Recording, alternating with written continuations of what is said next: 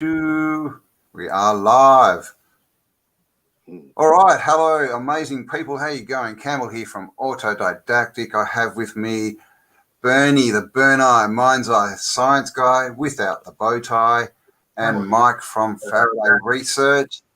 And we're going to have a bit of a chat today about all things electrical, I guess. And Mike's basically been doing a lot of experiments on free energy, so we're going to touch on that, and then get a bit of a grounding into what electricity really is, because of course I don't like us to know all this stuff. So welcome, guys. Hello, everyone in the chat, and welcome, Mike and Bernie.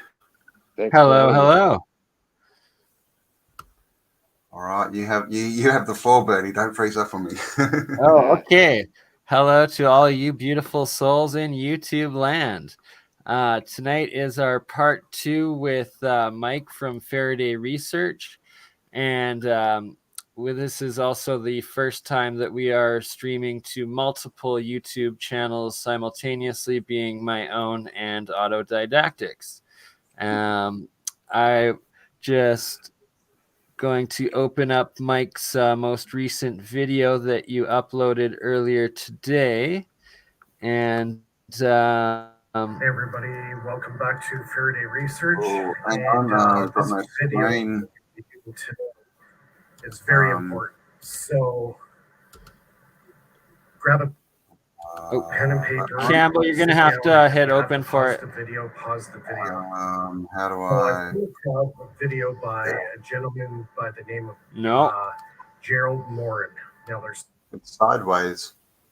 No, that's the wrong one. That's the wrong one. There should be another option of sharing the shared screen that I shared. Was that? This screen. Okay. And this video. We're getting there. Okay, too many screens. Here we go. Figuring out one step at a time. Paper, yeah. So what are we looking at here? Is this one of Mike's experiments? Is it? No, it's just a whiteboard that I'm doing for this video. Okay. No experiments. Cool. All right, let's go. Time for some education. We are experiencing technical difficulties. And video we're going to be doing today is very important. So grab a pen and paper, sit down. If you have to pause the video, pause the video. So I've come across a video by a gentleman by the name of Gerald Morin. Now there's 2 of them. One lives in Montreal and the other one lives in Vancouver. Now the guy who lives in Vancouver, I believe he's Australian. He has an accent. So I'm going to put the link in the video anyways.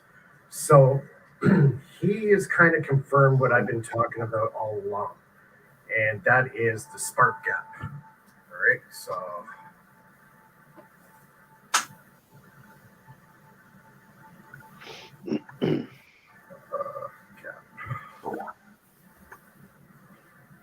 okay, the spark gap. All right. So what he has discovered is, all right, is what I've been talking about all along. It is opening up a gateway to extra power in your system. Okay, so he's got a generator. So he's got a motor. He's got a motor, okay. And then he's got that connected to a generator. Okay. So he's got the motor and the generator, and then from there it goes to a high voltage transformer, okay? And then from the high voltage transformer, it goes to a load. Did a lot of spelling mistakes. All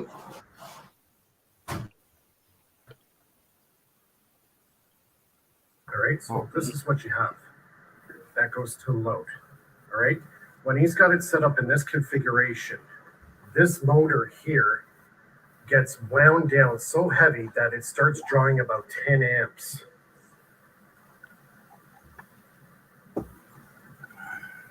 Okay, that's a lot of stress on the motor. Okay, then you have a problem now with the generator. Not only is it getting loaded down, You also have a problem with lens effect. So, it said, okay, you have a problem.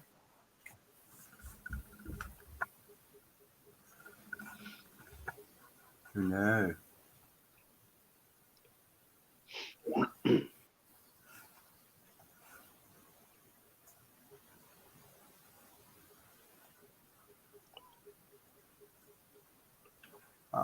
Bernie. It's buffering. We seem to have technical difficulties here at the moment. Do you want to take over, Mike? Yeah. So basically, what's happened? The motor is now getting loaded down because when you have a load on the system, and it does not have enough power, so it's going to start drawing more power off the main source. So you got your motor and your generator connected. So the generator is experiencing a lens effect. All right. And when that happens, the motor generator gets a lot harder for it to turn. And that's when it's under load. So in the video, as it goes, the next step from the generator goes to the high voltage transformer. And then just before it gets to load, what he does is put the spark gap there. All right. And my suspicions for so long have actually proven with other people like Gerald, this mysterious power is coming into, I guess, either vacuum or it's coming from another dimensional. It's coming in through the spark gap. So that excess power is somehow coming through that spark gap. Now, we don't exactly understand how it's doing it, but apparently it is. So now you got this excess power coming through the spark gap. It's creating a situation where it's putting up more amperage, okay? The frequency has obviously gone way higher, and therefore the high voltage transformer behind it doesn't have to work as hard anymore. The output actually starts decreasing. So now that the transformer is decreasing in its load, well, now that puts less stress on the generator to the point where there is no stress at all. And Gerald claims that he's eliminated the lens effect in the generator completely. So now that the generator is spinning a lot more freely, that means the prime mover or the motor that's running the whole thing doesn't have to work too hard anymore. So the amperage draw, instead of being 10 amps that it needs to run the generator, it's going down to a point where he says it's in the millivolts. Or sorry, milliamps. My mistake. So is the current the same? Like, do you lose anything through the spark gap? I think the spark gap's increasing the current. That's what it seems like. So you would have to actually put an amp meter to it. But the problem is, if you put an amp meter right beside a spark gap, you blow your meter up. Well, you blow it up is because of the RF frequency. It's creating an electromagnetic pulse, like an EMP. And I was doing some experiments with my Don Smith generator, and I almost blew up the display on my power supply. It started flickering and cutting out, and I'm like, oh God. So I shut it off, right? Because it was creating such an EMP. I could have blown my, the whole power supply could have blown up on me. Wow. Yeah. So so now that I'm doing my experiments, I put that power supply just a little bit further away now. So, and so the spark gap, the gap is the differential, right? It seems to be opening up time space where the ether is allowed to basically go from another dimension to our dimension. And when that happens, the potential goes through the roof. And sorry, is a spark plug is that polarized? Is that a positive negative gap or no? It's a single pole. That's the kicker. You actually don't even need a ground wire. I could actually take the high voltage coming off the spark gap, one wire, I can touch a neon bulb or a fluorescent bulb and it lights up with one wire. It doesn't need a ground. But if you put your hand on the bulb, it gets brighter because So, that okay, so I'm sounds thinking really it's negative. confusing. Yeah, has that got anything to do with people touching the bulb with it getting brighter because they're standing on the ground? That's which right. is a negative. That's yeah, right. Because yeah. the RF frequency is now entering your body and it wants to find ground. Yeah, which it is doesn't. a passive negative energy. Is that right? The ground? Yeah, it's basically passive, where it's weak basically negative force.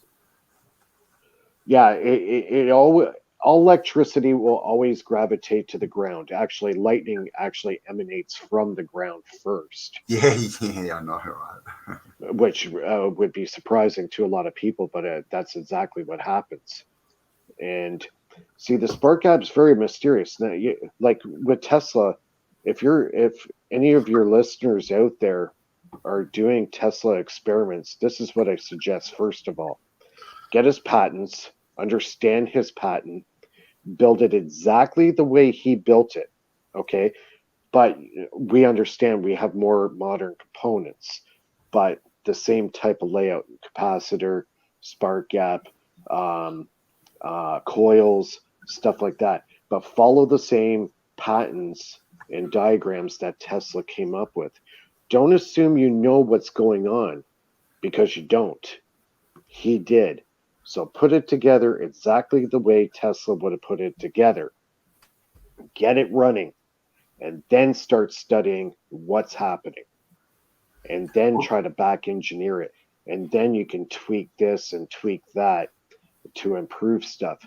But Tesla put down the real foundations for this that really modern engineers should really take a look at again because he knew a lot of, he was way ahead of us for his time period. Like, this stuff he was making But in the so is 1890s. Steinmetz and Heaviside and Walter Russell and Victor Schauberger and there's so many different generational ones. And we are the new generation, and the one before us was like Stanley Myers and so many more that were murdered off. But luckily, there's been a paradigm shift, and it doesn't seem to be the case anymore as much. Yeah. And Mike, I love your approach because you take it the same way that I do of being like, okay, let's say if this works, how would it work? And then you reverse engineer in your mind and then put it out and actually figure out the majority of the time that these systems do work and that there is a massively suppressed history and science and understanding of what electricity really is, and how Tesla, he called it volt seconds or something, what turned into hertz, which is like the but we're talking about a different type of energy here.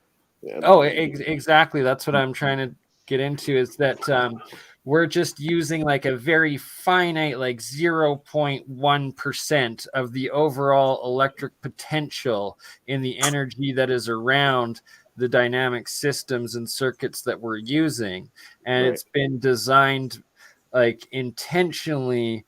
They put like the most inefficient, wasteful model of electromagnetism and generators and motors into the practicality and into industry, and have just created this confusion that the efficient motors and energies that is everywhere, and how everything around us in the universe and nature works isn't actually there when it's freaking everywhere.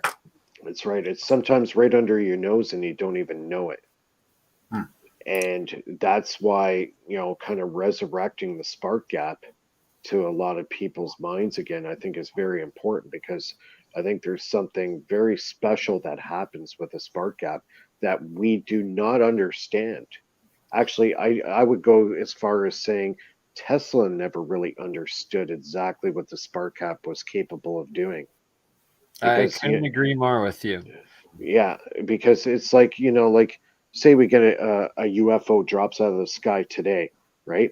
And it's got this exotic material, like say like steel that you can see through, transparent steel. Well, we would look at it and go, well, that's kind of cool, but how do you make it? You know what I mean? So, Tesla was kind of in the same boat when he's seeing something so exotic, but yet easy to make, but had no idea how it was drawing this power in. And even when he was 80 years old, he actually openly admitted, he goes, I really to this day still do not know what electricity is. Yeah.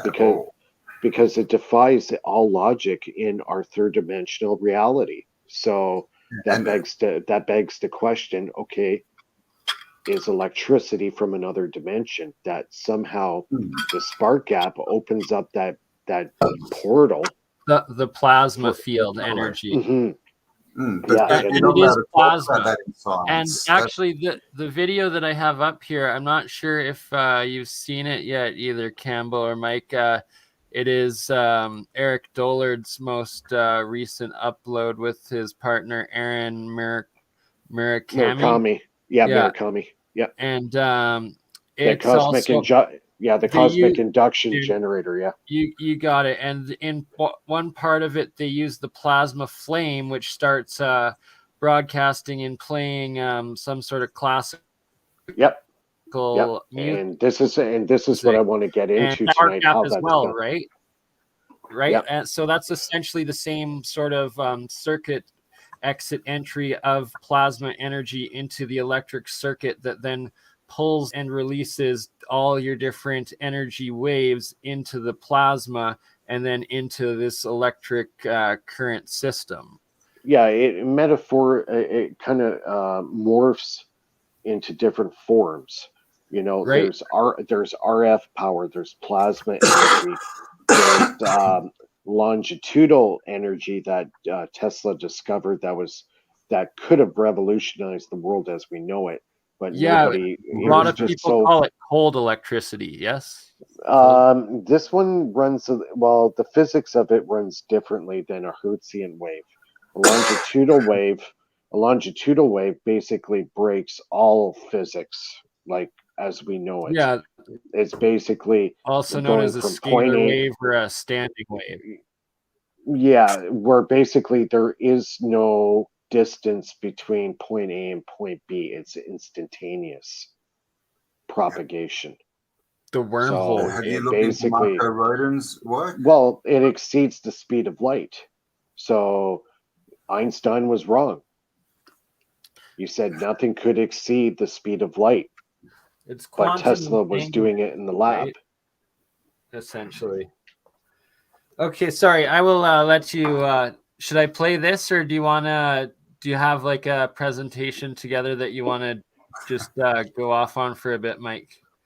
Well, play the video, and then we'll get into a bit of the late 1800s, heading into the 1900s.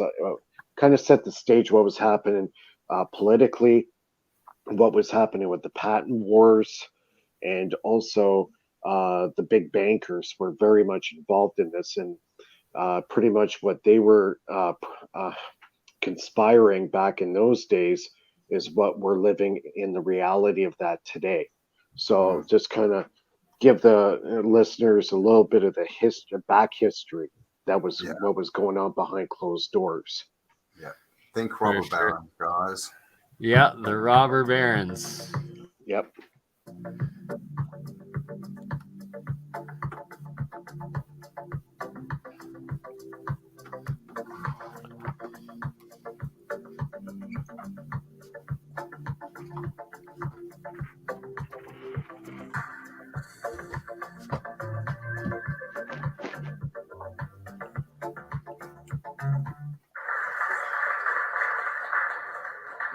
So these guys basically just did the presentation. And did you notice the reference to Eric's substation? Eric's Electronics. So the synchronicities have been pretty wild, and this has really been a long journey. And the title of this presentation is The Borderlands of Nikola Tesla's Resonant Transformer. So what I'm going to do is kind of set the stage by going through a little introduction onto of kind of what the direction of this presentation is all about. Excuse me a second.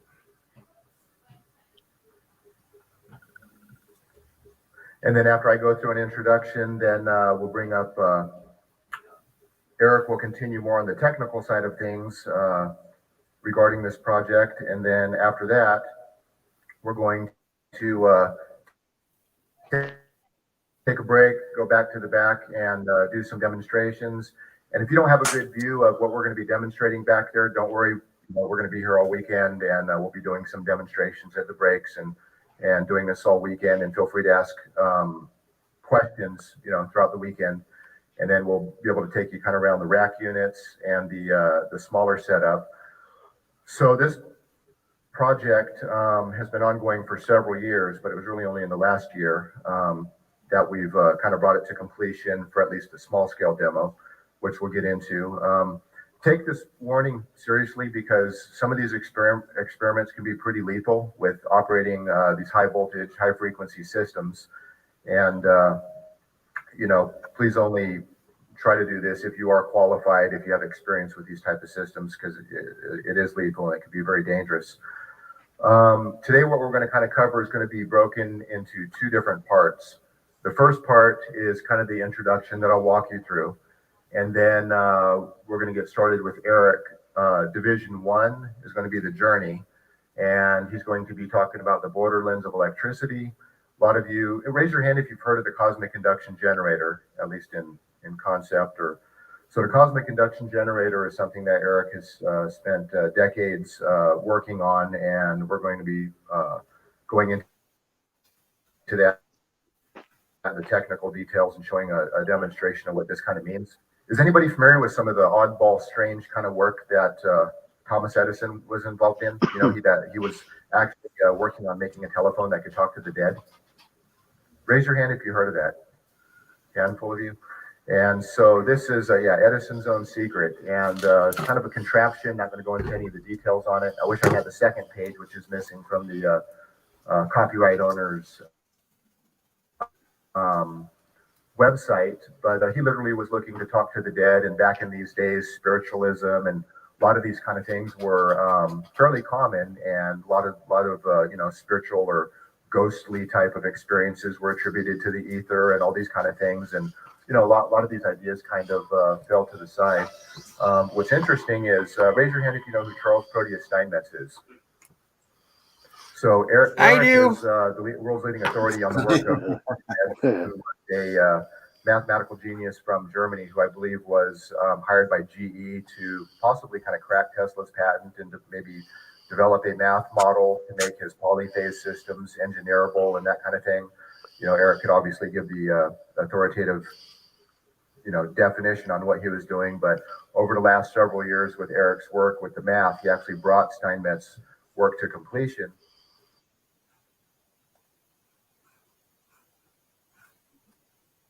Now, here's kind of how I got steered sideways into the so-called borderlands. First of all, I have my own experiences, but I was very conservative from the scientific engineering standpoint. Tesla was already going farther than most people go, but that were conservative. But I stuck with that one in a conservative manner, as I think people know. The integratron is an enigma, but I figured out its basic principle of operation. I perceived it as a apparatus for going from one point in space to another point in space without going in between. So when I was gathering material for my paper called The Revival of the Science of Electricity in the Digital Age, I found the guy that had all the gems that I've been waiting for my whole life. His name is Gustav Le Bon. And he came up with this statement of electricity allows for the connection between two worlds, the ponderable and the imponderable. And that's exactly what the theme is here. Electricity is the gateway. And Reich was the one that really quantified the whole thing in my mind. This is one of his ergonomic potential measuring tubes. It appears to be in the form of a Geiger tube. It also has the looks of a Farnsworth tube. He's using aluminum plates, which are basically somewhat photoemissive, or at least they generate secondary electrons. So without knowing if the tube's vacuum or gas or what have you, but if you take a standard Geiger Mueller tube and you look at its construction, it's not much different from this other than there's a complete cylinder surrounding the anode wire. And Wright found that these particular discharge tubes, ionization tubes as they're called, after being exposed to the flux of orgone for a lengthy period of time, took on whole new characteristics. So there's almost whole avenue of research right there, but it was not intended to generate any actual luminal or creational processes. So this was at the Integratron. The coil form was made by Van Tassel for one of these cardboard tube stupid coils. So I tore all that up because I could get sparks and voltages much higher without any of that cardboard tube, and kind of blew Don Lockwood's mind when I just took all the cardboard tube and the rest of the stuff and threw it to the side and just used this coil form, and I was getting sparks 3 times the length. That was all that cardboard tube. This was the primary of the cardboard tube, but it was the extra coil in my experiments. So I was able to really move forward when the couple of years I was at the Integratron. A lot of people were showing up with equipment. So this is, there was a very powerful apparatus developed there. And these are some of the images and the light bulb that we got. Never really got a galaxy, but got a lot of interesting stuff. This was about a 5 kilowatt unit. Here's kind of, you can see the resonant coils off to the side. It's got kind of, looks like this brain, you know, with all the dendrites and everything. It's there's no denying that it's an organic form. Here's one that starts to go into, starts to look like a galaxy. In general, the numerical magnitude of the time constant is pretty much proportional to the diameter of the coil and the number of turns, which means that the frequency is basically proportional to the inverse of the diameter and the inverse of the number of turns.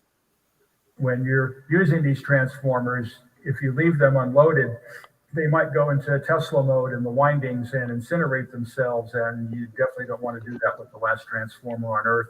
So what I have here is a 2,400 volt light bulb consisting of 120 series. And I believe this loads it to a couple hundred watts. So it's kind of like a safety valve. And also an indicator. As the brighter the light bulb, the more power it's putting out. That's a closer review. That again was kind of difficult to figure out how to get all that in that little box, because the voltages are pretty high here. You got to have substantial clearances. This is the back of it. The rectifier, in this case, is its own rack panel. It didn't have to get built into the frame. It's only one transformer, and then, of course, again, chokes and capacitors and diodes. And then in the foreground is the medium voltage rectifier. And that ends this part of the presentation. So this is basically 2 extra coil arrangements where the current coils are facing each other. The potential coils are basically facing out. And you know, like a radio transmitter, for example, might need a spark gap in a primary and a secondary when you can just go to these. So eliminating the primary and secondary and any associated losses and anything like that, it's a lot more efficient. It allows you to get to unprecedented levels of resonance and magnification. Magnification being if you put 1 volt into it, you can get 500 or 600 volts out of it. we're getting magnification factors of around, I don't know, 500, so or 550, I think was maybe not the most, but it's operating different from just a step-up coil. You take 12 volts, put it into an ignition coil, you get 15,000 volts. But the way these operate are quite a bit different. There we go. Reignited. Now we need the lights out. And then you want the hundreds? Yeah. Need the lights out now. So by lighting the bulb getting close to it, it's going to change the frequency. And so each time he pulls it away a little bit, I have to retune into that frequency.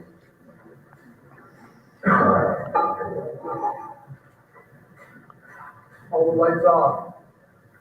Except the spotlights. Except the spotlights. Okay, we're right there. Steady, not too close. There we go. Now the energy is starting to disappear in the counter space. The transmitter is delivering power to the other side right now. Take my full light so this obviously becomes taken away.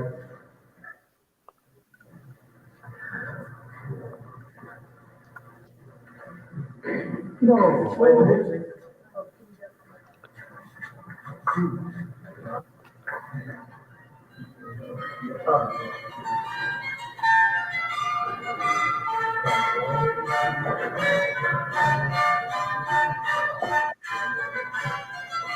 So the music is coming out of the flame.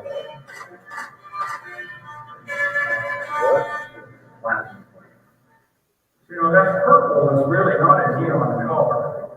Yeah. I hold it up and just getting it done. And it seems getting plenty hot.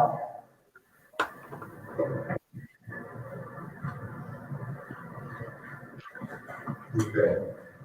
So this is kind of a trip. Okay, so that's normal. This is what everybody's used to. And I don't know what would this be, argon helium or something? Well, it's probably neon. It's doing the same because it's longitudinal. There's a little, this is the Tesla bulb. You have the little blues and you got the oranges. But then when it's in that on this main field, it does things that I've never seen before. The Tesla talked about. This is kind of the first time.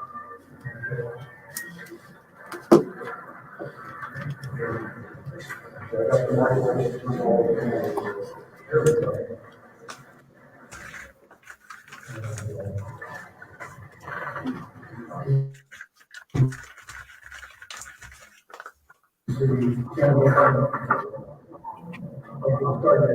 Transformation. Well, you see the color change? Yeah. I think we'll be thankful for what we got.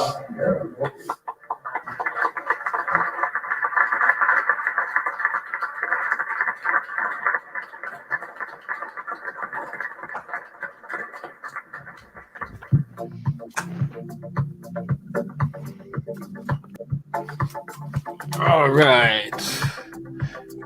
Hang on, what am I doing here? Multi-screen, please. There. There we go. Figuring it out. So there you go, chose guys. to play that one, Mike, because I figured it's very relevant with your Don Smith generator, as well as what you're talking about with the spark gap generator, or a spark gap within it. Yeah, you're using the same methods to create that field that he's doing. So if I build off that, I could probably get the same effects. See, they got the two Tesla coils inverted facing each other. And when you take a neon tube or a fluorescent bulb in between the two Tesla coils, there will be an area in the middle of that tube that's going to be black. And that's where the two fields basically collide and create counter space, like a void. So that is kind of the mystery of how that's, what's actually happening there to cause basically a black space in between the fields. So it's It's like an energy vacuum almost. Almost like a black hole almost effect. the center of Yeah. a rodent coil. And like Ken Wheeler's ferrocell there with like the center of the magnetic field. It also creates a similar black hole. And then, the toroid, like Daniel Nunes and the One Stop Energy, their resonance coils, like they're more advanced rodent coils. Right. And they as well will spin, and they have a different vortex, like you're saying, black hole in the middle of the interaction of the center of it. Well, it's similar to just a regular motor coil. So when you get the back EMF and it collapses, it can only collapse in on itself so far in the center. And that term is called a blotch wall. All right. And when it hits the blotch wall, it can't go any further. So what happens? It goes exactly the opposite direction, because the matter that's going to the center cannot enter into the counter space. If it did, like Eric Dollard's machine, you'll actually see the void in the middle. So that energy is actually going into counter space, where a regular Hertzian or an EMF field cannot do that.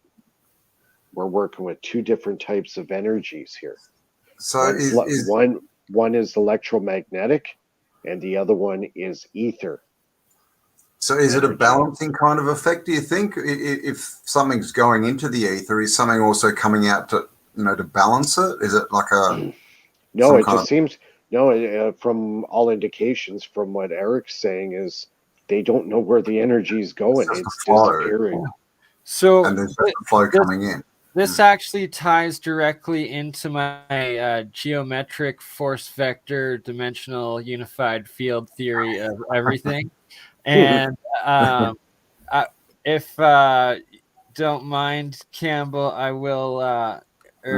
There's an option to have all of our video screens as well as this shared screen that I'm about to create. Yep. And if you don't mind doing that, I can speak on it just a little bit here and see if I can make a little bit more sense of it for everyone. And so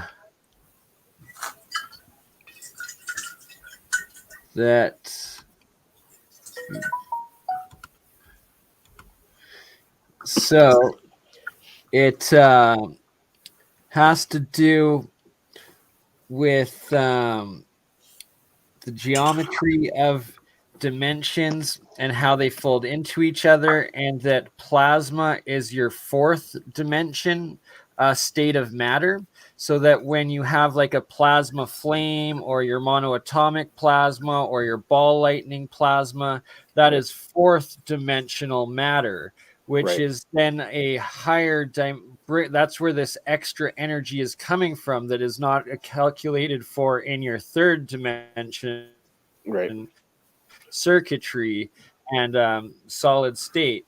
And that where the plasma flame in their cosmic induction generator was playing that sound frequency, like you broadcast that sound frequency through it in the electric current resonance, and then it plays that music through that flame.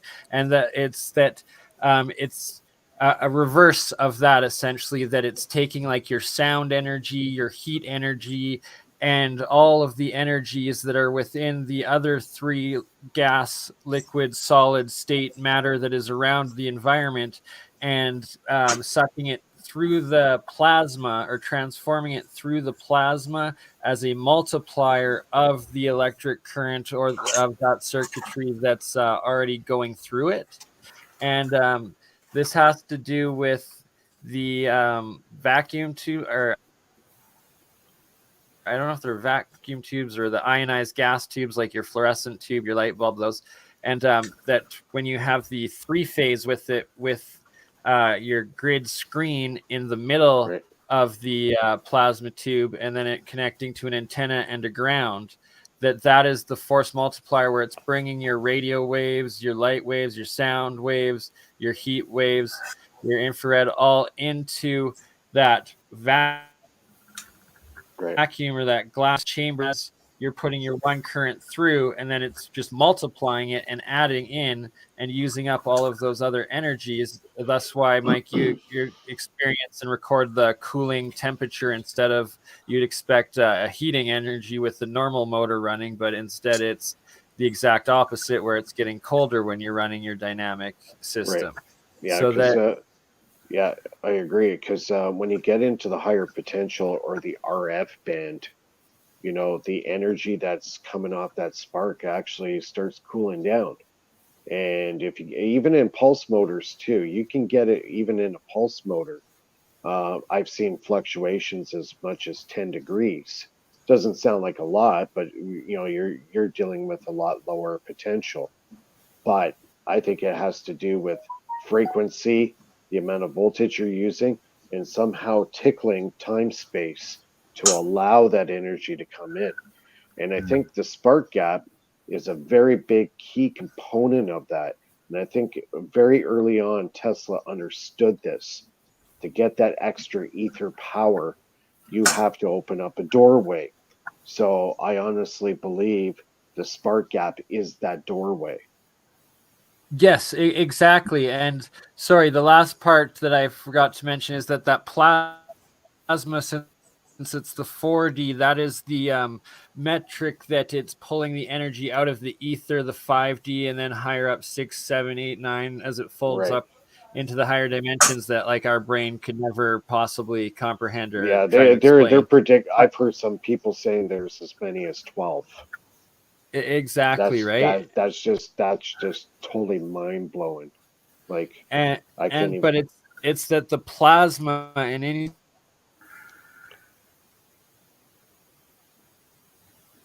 time you have a plasma, which it creates a electrical arc plasma through the air, thus like the exact same thing as the plasma flame that was playing the music, only it's an inverse reaction where it's bringing the energy, taking the energy out of the environment and Right. adding that in as your force multiplier into the over unity that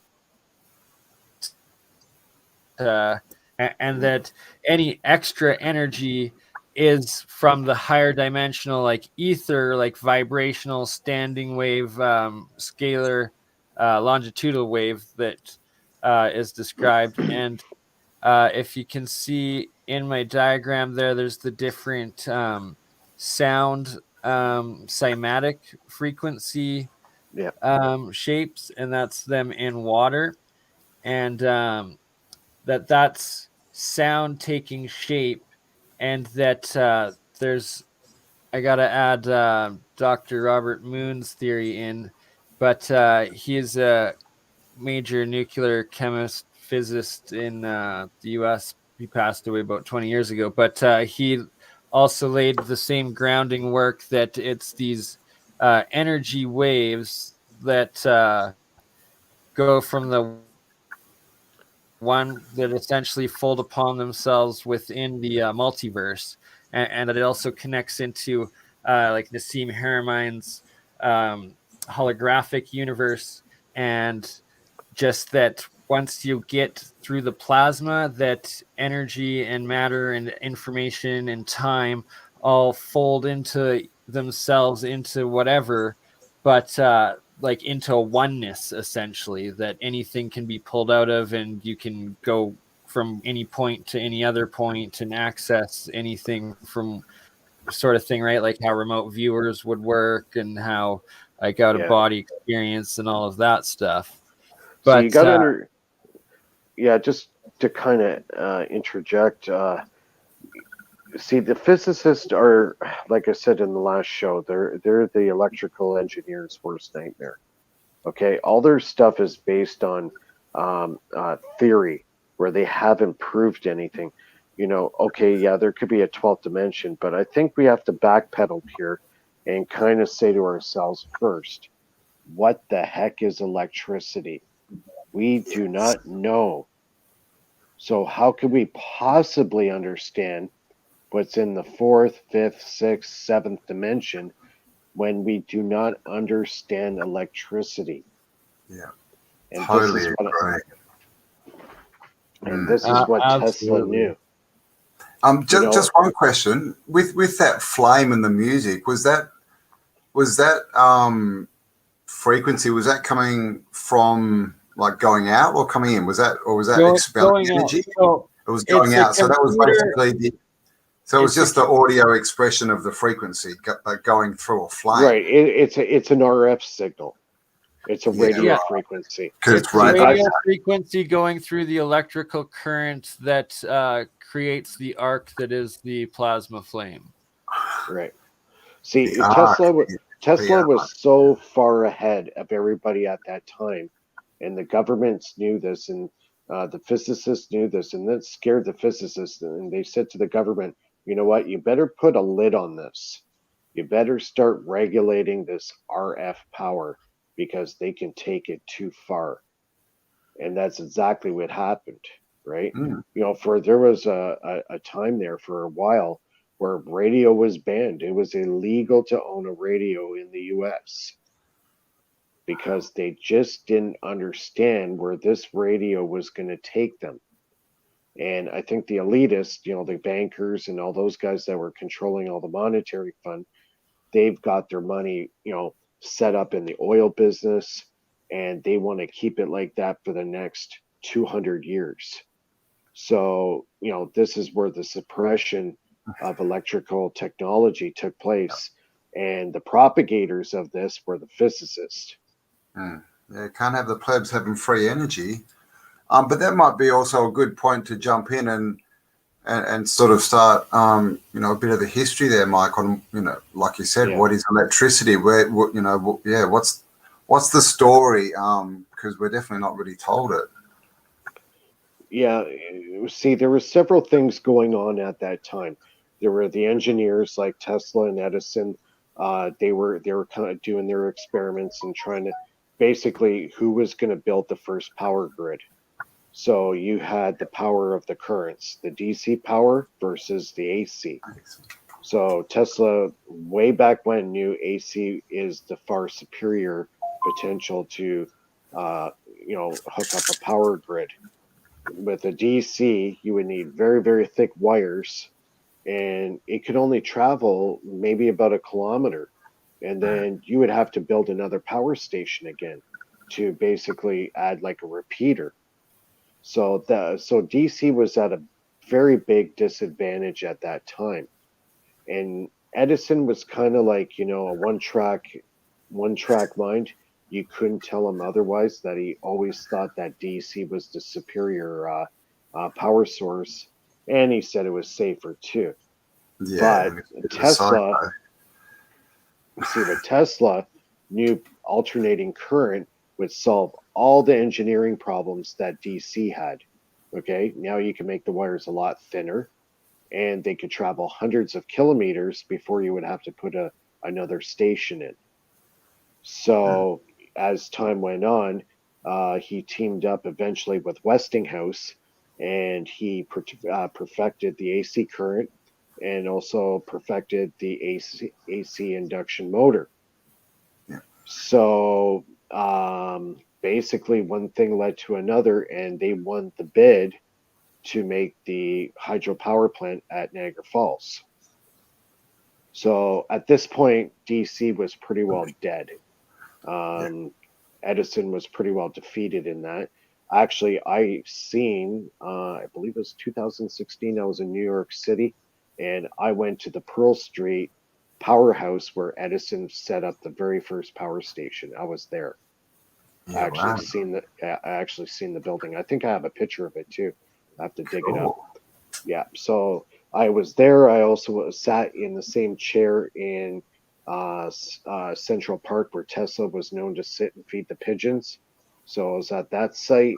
Also in the Times Square area where they have a whole bunch of like chairs and they got chalets around.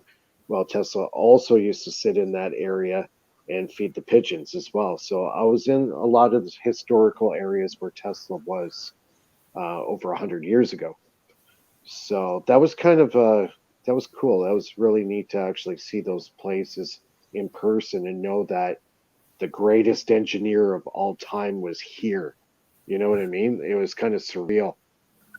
And so, anyways, getting back to the history thing. So at that time too, we have a situation of the major bankers, and they're getting ready to propagate what they call the devaluation of the U.S. dollar and put everybody into basically debt. Debt slavery is what it is debt slavery. So you had the Morgans, you had the Chefs, you had the Rothschilds, and you had the Bilderbergs, and all those major banking corporations were all conspiring to do this. Now, they did have one group of bankers that they were militant type capitalists, but they kind of thought that, you know, putting everybody into this debt slavery wasn't right. And that was John Jacob Astor III.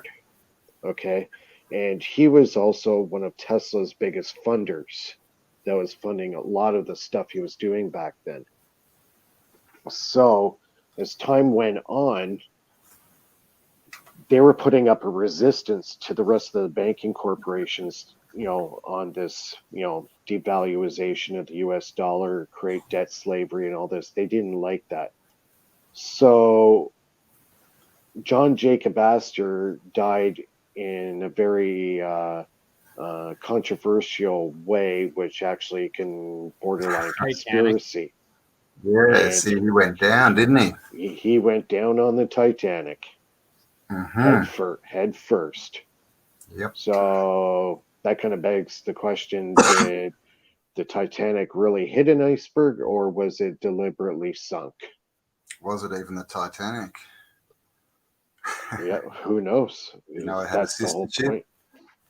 There was two. There was the Olympia, I think it was called, as well. It had a sister ship that was in an accident only about 6 months before they sent the Titanic out.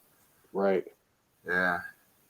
So yeah, you can really get into conspiracy world with that one. So the other part of what was happening at that time too was there was a lot of patent wars going on. So Tesla and Marconi were going at it over radio, and they spent several years in court. It turns out that Marconi basically stole 17 of Tesla's patents for the radio. But Tesla said, you know what, let him carry on, let him do his thing. But when it comes to making some money, I'd like to see some royalties because you're using my patents. So that was one big mess in court constantly. And it was back and forth, back and forth, back and forth. And there was other patent wars going on too, you know, even with Westinghouse and Edison, they were going at it. And then you had the merger of the two companies to form General Electric. And when General Electric started, this is where Carl Steinmetz comes into the picture. He was probably the top electrical physicist, I wouldn't say physicist, mathematician that basically was able to put every kind of mathematical situation onto paper and make it work mathematically. So Steinmetz was basically the head of GE's electrical engineering department. He also did a lot of experimentation as well. He had over 200 patents to his name. So he was very much active as Tesla was. Tesla had 250 plus, and same with Steinmetz. Now, both of them put out a lot of stuff, and they got patents on, you know, all their inventions, right?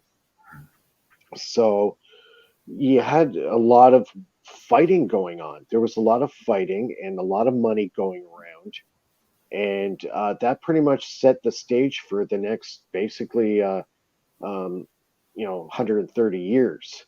Now, where electrical engineering pretty well stopped, a lot had to do with what we talked about in the last show with Einstein. when his theory of relativity came out, it pretty much killed electrical engineering as we know it. And they haven't really done hardcore, electrical engineering since then, other than, making is better that mainly components. because there's no ether in that equation, that there's no, they don't leave any room for ether or free energy? You see, like the physicist is basically a religion. It's a dogma. So it's totally a dogma. And when you add a dogma to a situation, you can't progress. You can't move forward because it's like they're preaching the Bible, sort of speak. I hate to use the Bible, but they're preaching the Bible to everybody, and they're believing them. The boundaries are illusions, basically. So they give you a framework to work within, but that's not an actual physical proven framework, so it doesn't work. That's right. And it's like an invisible line in the sand, and you're not allowed to cross it. Mm-hmm. Exactly. Don't ask about the ether. That doesn't exist. And we know what the truth is about that. But it stopped the world. It stopped the world from learning. Everybody started to believe Einstein and all the other physicists that came after him. And that had a lot to do with the bankers and the suppression of information. The other big thing that was going on in the late 1900s and the early 19th century was you had the publishing houses getting bought out by the bankers. So now they're controlling the flow of information to the public. So they did what they could to basically write Tesla out of history. And they did a pretty good job of it. Not totally, but they did a pretty good job of it. Like today, most electrical engineers, when they go to school, they hardly even touch base on what Tesla did. It was just a very vague, brief overview of what he did. And that was it. It didn't go any further than that. And that's what basically curbed the way our reality is today, is by the controlled suppression of information. Well, I mean, if you look around, like, we're given this illusion that we're going forward and we're progressing, but cars are basically the same as they were over 100 years ago. Planes are basically the same as they were when they were invented. We still use the same switches for everything's basically the same. It's just got a glossier box that it comes in, but it's really the same tech, isn't it? In essence it is, because our perfect example would be like our rocket technology. Okay, I still think it's just a bunch of fireworks, and every now and then they blow up just like fireworks do. If they were really serious and really wanted the people to see what is actually being made behind closed doors, we probably would have had a colony on Mars by now. Rocket technology is 6,000 years old. The ancient I believe it was the Chinese and the Indians, they were making fireworks back in those days. And we're still using it in the 21st century. Yeah. I mean, it's basically the same technology as a cannon, really, isn't it?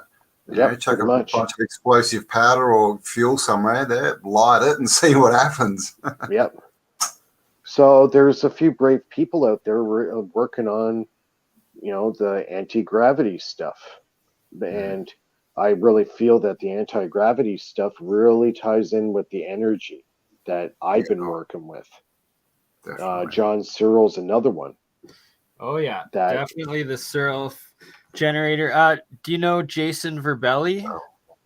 Jason Verbelli sounds familiar. He took on John Searle's work here over in North America. He actually did a few years of I think I saw a video with him. Yeah.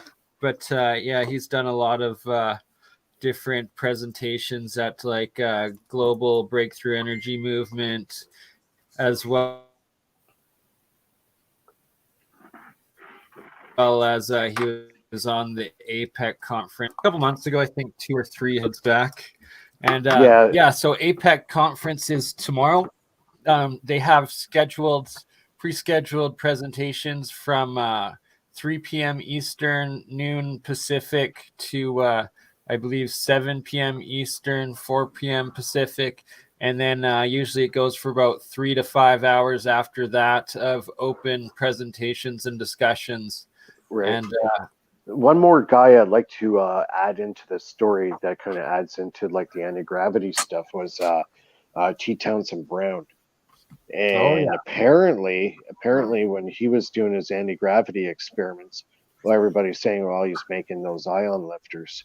Well, if it was an ion lifter, why is his working in a vacuum? Okay, if it's in the vacuum, there's no ions there. It's in a sterile environment, and it's still getting the same effect. So I think he was actually stumbling on kind of the basis of a space warp. And apparently the men in black were visiting Mr. Brown. So apparently he was getting suppressed too. He was getting the visits by the men in black. So this is right around just I guess it would be just before Roswell happened. So obviously there was some stuff going on even before Roswell that the men in black did not like what Townsend Brown was doing. And they were trying to keep tabs on what his stuff was, going to lead to, right? So, yeah, pretty fascinating that early time of the 19th century. Definitely a very interesting time because it really set the stage of where we are right now.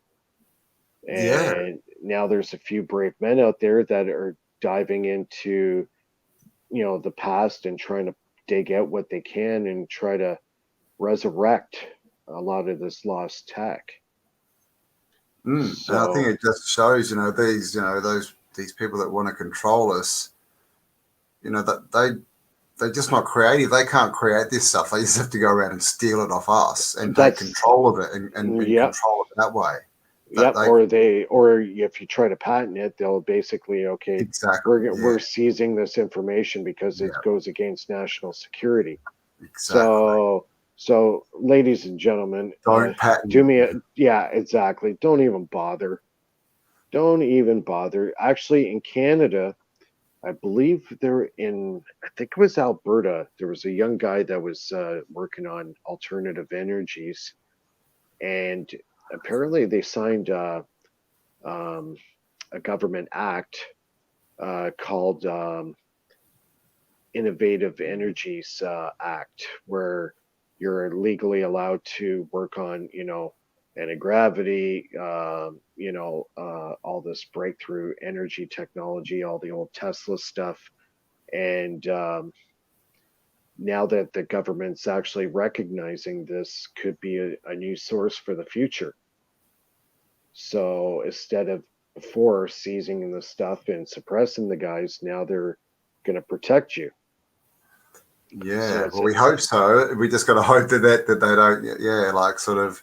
Well, apparently we're the first. Take it from them. Yeah, because right now I actually believe this is actually the case these days. It's going to get to that. They're letting it come out. Well, yeah, exactly. They're letting it come out. Like before 2012, from about 2008 to 2012, you could any anti-gravity, any legitimate free energy video or technology that would come up on YouTube, it would get blocked and expunged from the internet within half an hour. And then since 2012, they've actually let it be, and they've also it'll pop up in your suggestion feeds and stuff like that, where it's actually promoting it to people that are into it and whatnot. And just from my own personal experience of how I've never had issues despite being extremely involved with high profile international energy research groups and stuff like that. And I used to travel a lot internationally and tour with artists and musicians and all sorts of stuff.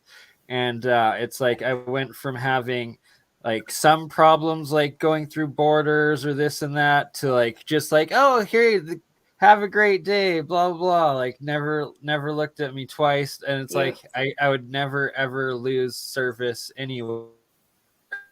And well, I think it's there's a like, shift going okay, on you right guys now. are perfect same time. Exactly. I think there's a shift going on. I think the oil companies realize their parade is almost ready to end, and you know it could be maybe 100 years from now, it could be 50 years from now, but they know there will be the day where they're going to run out of resources. They're not going to have places to drill and tap the oil out of the earth. You know, And maybe they know something that we don't, and maybe that's why now they're letting things slide.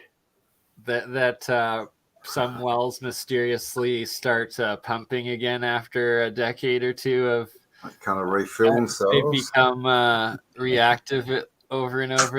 Have you ever seen the Soviet Academy of Sciences on their petrochemicals? They don't even call them petrochemicals, they call it something else, but referring to oils and gases, and that they believe it's a regenerative system that is produced quite fluently and frequently throughout the mantle of the earth. But anyways, even if there is peak oil, the whole point is like we should be out in space, and to build spaceship technology, we need our plastics, and plastics are legitimately made out of oil, and oil is the only thing that will make these plastics for the most part. And so maybe we should be using exactly. And that if we did start mass producing space technology that we could develop, the oil companies wouldn't go under. They'd continue on, because we need just more industry, but instead of burning it, we'd be building, like the exact opposite of what we're currently doing. Building materials. Abundance for all, instead of burning the plastic that makes our everything that we have. That's what's given us this real golden age since over the last 100 years is the plastics. That I believe like the ancients might have been more advanced in sound resonance and crystal energy, and probably even ether spiritual technologies and stuff like that, but I don't think that they had plastic. And they might have had oil, and they definitely had electricity, but I don't think they had plastic. Yeah, it's just a matter of time before new materials get invented, right? Like I work in an industry where we're dealing with new exotic materials that are going to take us forward, right? You know, by trade, I'm a machinist, so I work with many different types of steels, and things are getting better. They're getting stronger. They're getting lighter. You know, especially when you're making aircraft parts like I do, we're using, you know, very, very high strength aluminums, and it's good because that's just progression over time, right? Yeah. If you had a piece of plastic and you gave it to a caveman, you're going to look at it like, what the hell's this? You magic. Know, it's magic, right? They wouldn't know what to make of it. So it takes, you know, hundreds, maybe thousands of years for materials to be invented over time. And now we're getting to that point where we're understanding things more at the molecular level, that we can make understanding to, you know, metals that might come from ET aircraft. And now we can look at the stuff and say, oh, okay, it's got this in it, it's got this in it, and it's got this in it. Now the mystery is, how do we put it all together to get that same alloy? So that's what I was just about to ask you, is with alloys, how many different metal wires can you get?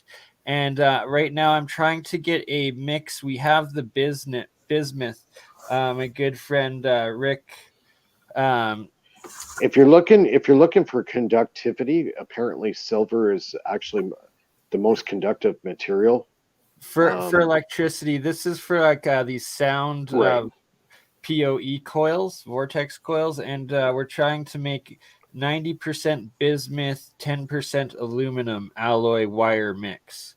Yeah, And see, it has all the metal to make it. We just need someone to be able to melt it down and stretch it into the wire. Another, speaking of aluminum, apparently Tesla was working on a lot of generators back in the early 19th century that did not use iron. He was using aluminums.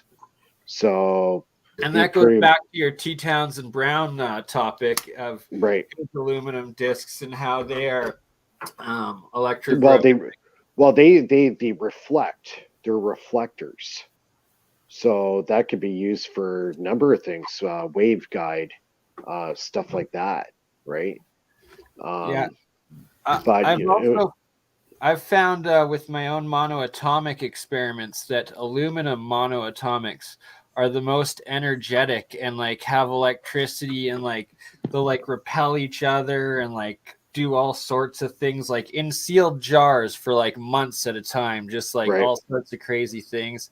And then there's also like the aluminum balls, if you have them in like an electrostatic like cube or like Tupperware, they'll like float and stuff like that. So it's that the aluminum somehow on the outside creates an electric field. Right. You see how Townsend Brown was doing a lot of his experiments with lead and aluminum. And what he was doing, he was hitting the alloys and the different metals with high voltage, but very, very little amperage. So what he was getting was basically saturating the metal almost like a capacitor. And when you saturate, say, like, for instance, he was doing a lot of stuff with lead balls. And he would have a glass rod attached to the lead ball, like a pendulum. And he would zap it with, 500,000 volts of, just basically shocking it with very little amperage. He was in the millivolts. I think it was only about 30 millivolts, milliamps of power. So very, very little amperage, but really, really high voltages. And when he started to swing the pendulum, instead of the pendulum, swinging freely, it would stop in space and kind of hover there. It wasn't moving.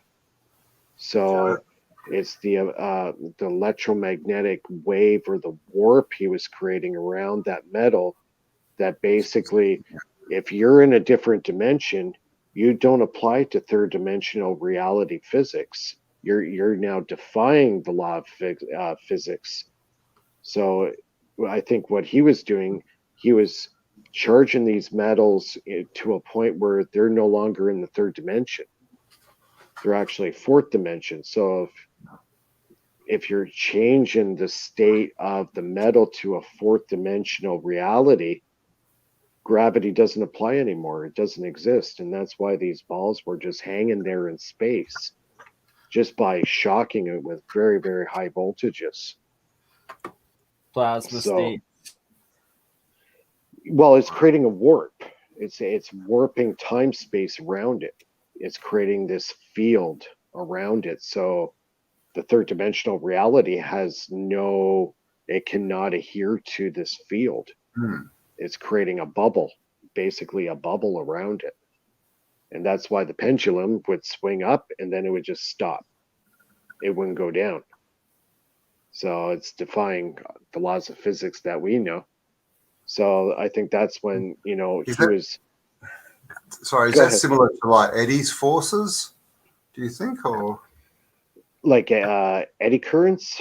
Yeah, currents, sorry, yeah. I don't think so, because it's not acting on anything. There was nothing under it to actually repel. Yeah, that's right, because you need the metals, don't you, for eddies?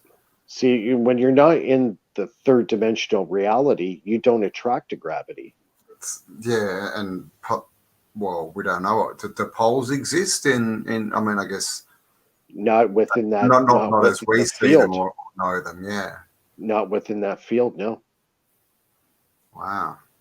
That's why it was so fascinating. That's why the work he did was so groundbreaking. And I think that's why the Men in Black were so interested, because there was other experiments done in, I believe, just prior to World War II, where they were welding giant armor plates to make the battleships. And it would take months on end, going bead after bead after bead to try to weld these giant plates on the side of the battleships. Excuse me. So they came up with an easier method. So what they did was they hooked up the high voltage to the two plates, and in between the cracks, they would put steel, flux, and all that stuff in between. And then they had a room next door that had a huge amount of capacitor bank. So they would fill that capacitor bank with all this electrical energy, and they would shock weld it like a giant arc welder. Well, so before they would do this, they would call the workers off the ship and say, okay, grab everything. So every now and then, one of the workers would drop a bolt or a wrench, or they would leave it in the room. So they were finding out that when they were doing the shocking, arc welder type scenario, that all these, tools and bolts and everything start to disappear. And after the shock happened, they were getting black masses in the room that they couldn't explain. It was like time space was basically just cut right out, and they got these black masses. So they figured out something was up. So they start putting high speed cameras in the room while they were doing this arc welding, and it was even showing up on the high speed camera. So it's not like you're at a fireworks display and you see a bright light and then you get that shadow effect on your eyes. Well, the same thing was happening to the cameras. It was getting the same effect. And then they had pedestals. They were putting wrenches. They were putting all this material next to the area where it was going to get shocked, and they were disappearing. They Sounds didn't know like to me like the Manhattan experiment. Pretty much. And so after they realized this effect, that whole thing went into like top secret, like way above top secret. And I think that's where the Philadelphia experiment kind of spun off that later down the road. Wow. So yeah, they were making some interesting discoveries, and a lot of it was all done by accident. Yeah, right. Well, most things are, I guess. What have we got here, Mr. Bermie? Guys, is it possible I could slip out for a quick cigarette? Absolutely. And I'll be right back. Yeah, are you about to play a video? Because I need to. Yeah, play a video, and I'll be back. I'm going to play the Jared Morin video again of where he talks about the electrical generators, the aluminum disc outside of the house sort of thing, the free energy scam. Yep. Cool. All right. Press play and go have a cigarette. And I'll be like 5 minutes. I'll be right back. Yeah. No worries. Okay. Of the stairway to the lab. Now, to my right, it will be a small machine shop. So the tools are coming up. Yeah, on Monday.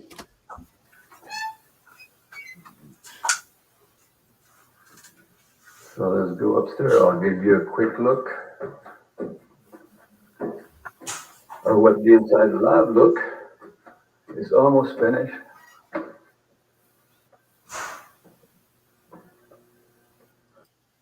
I'm doing. That's my bench, the most messiest bench on earth. It's mine. I like to have my tools around me and to look at total chaos. That's the only way I can work is in total chaos. So those are a few equipment we have. We're going to put, we order a whole bunch of equipment. So this is the Outrunner.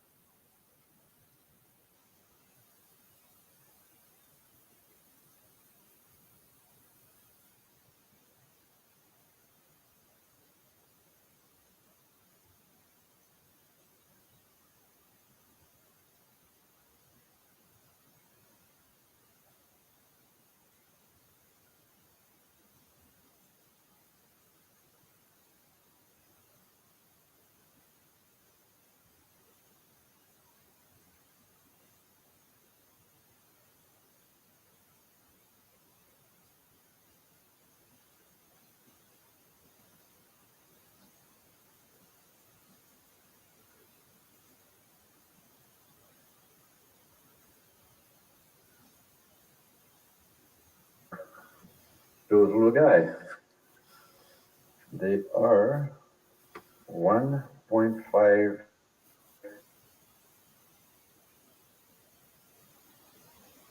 kV at 100,002. Then I will have 120 out at 1.5 kV at the rate of the transformer. So at that point in time, we should be able to multiply and multiply and multiply, since we're having the high voltage dumping with potential. The potential is very simple. It's almost like a watt, because we're running to run with radio wave. And that's the reason this tiny little kilowatt generator, it creates a high frequency I call them wild current, because it's a bipolar. And it's got what we call, not oscillation, it's got a resonance in its currents. And as you can see, I'm going to try to give you a good view. It's a 1200 watts generator. It runs with a 3-horse Briggs & Stratton. And I'm not having a problem. I'm looking for parts, because my carburetor in the tank just comes out. It's too dirty. We can't clean it. So I'm looking for another motor to give the demonstration with a 3-horse. So far with this, before he die on me, I was running those 25 kV can, as you can see here. And I was plugging the generator directly into this plug, right, which goes directly to the 25 can on the low end, on one of the legs.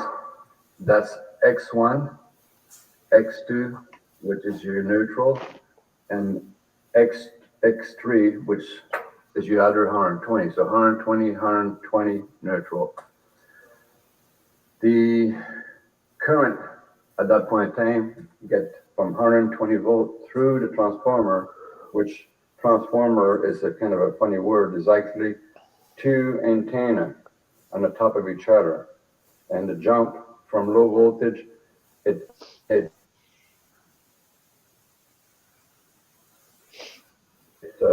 resonance, the plate, the aluminum plate, and transferring, which comes up through the top of the horn at 14,400 volts. And he goes into the second transformer on the top, on the entry, on the high end at 14,400 volts. And then from there,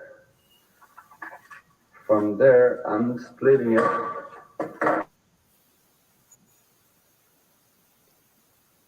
Sorry for that. From there, I'm back into I have 120 coming up from X1, neutral X2, 120 volt on X3. So those transformers are just regular transformers directly from a company in BC, and those are regular transformer. You get on the top of the pole there, if you have a 25 kVA service.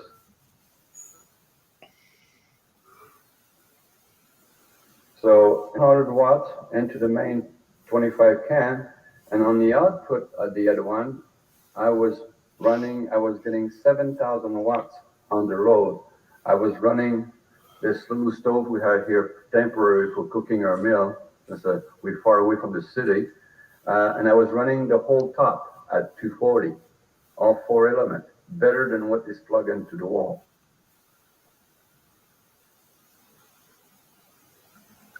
So my current is rising, and you have to understand the multiplication of voltage and wattage happen inside those antennas. There's no connection to touch the high voltage to the low voltage. It's all done by induction. And induction is very simple. And induction means no wire is connected together. It's a transfer, it's a radio transfer between the two coils. Everybody's talking about the flux and this and that. Well, the flux is very simple.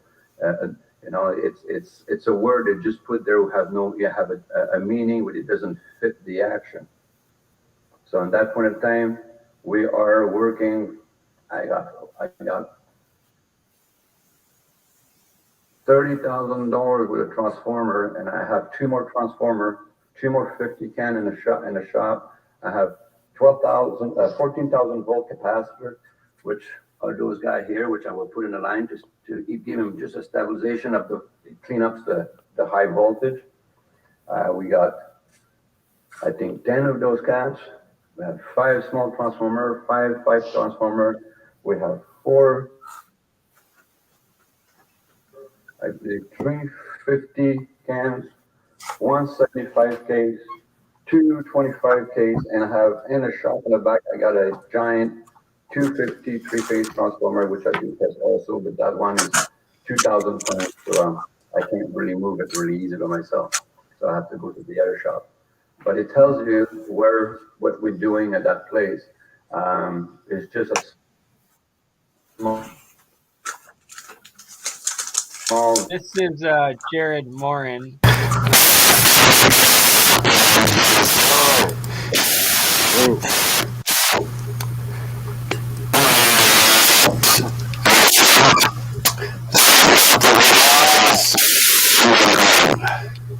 Wow, what was that? Was this the one? Ah. Surprise. Whoa.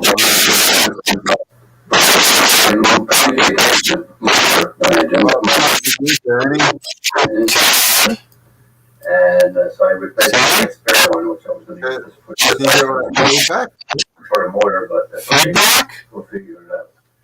But probably when I break it, toss in the corner, toss in the garbage. Something's happening. That was some interesting feedback there. That was. Sorry about your ears, guys. No. Error was just a bad design. So Sorry about that.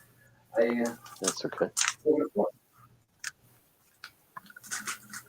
This is a sample motor. It's a good thing I had the volume on low. Stick magnet. And as you can see, there's 6 magnets, not sort, glue there. 4 was end glue. And this is the other part, which is just a disc of steel, polished steel, and goes in the front of the motor, and he makes a little pancake motor, right? And that was for an electric bike, a small portable electric bike.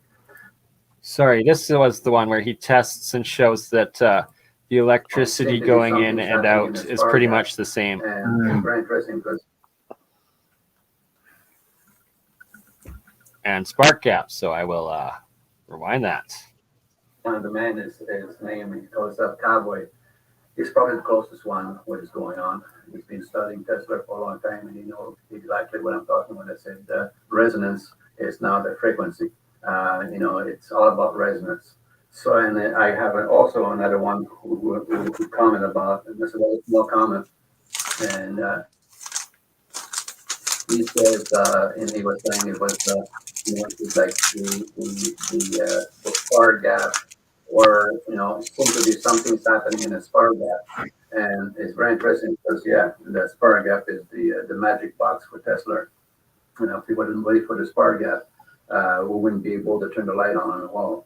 And also, I find out with all, through over 200 so far of comment on my video, it's amazing how many people who doesn't really know how the power is distributed. Everybody's using it. Everybody turns the switch, the light goes on, it's working, the light doesn't go on, something is wrong. But no one knows exactly how it's distributed, how it's manufactured, how it's distributed, and how you get it into your house. No one really want to tell you that. I spent 2.5 years digging into that stuff, and then to break down what's coming out. Well, we all know AC current. Like I'm talking about AC current. Everybody there cannot be transmitted in a long distance. It dies. Just take the heavy extension cord you have and put 300 feet of it and see how much volt you got in the end, right? if it would work, if it would transmit AC currents, the cable would be about 4 feet across to be able to carry the AC for a longer distance. Ah. It's ridiculous. A street transformer, that's how your AC is manufactured. But what is coming into the line cannot be AC. But everybody's, well, it's got 60 hertz. Yes, but hertz only apply for signal. Hertz do not apply for a slash. So instead, saying we have 60 hertz coming out on the top of the line, right? It's 60 slash. That's mean, my friend, go into your binary, zeros and ones. It's on, it's off. It's on, it's off. Now you have a massive generator who's turning, which I was looking at one getting rewind last week. It's about 30 foot across, 440 coil on that stator. And then I'm thinking about it. I said, holy shit. I said, this is like an inverter. And it's exactly like an inverter. And the reason it's like an inverter because that's the only way you can create high frequency, multiple heads. More head you got, higher the frequency you're going to have into your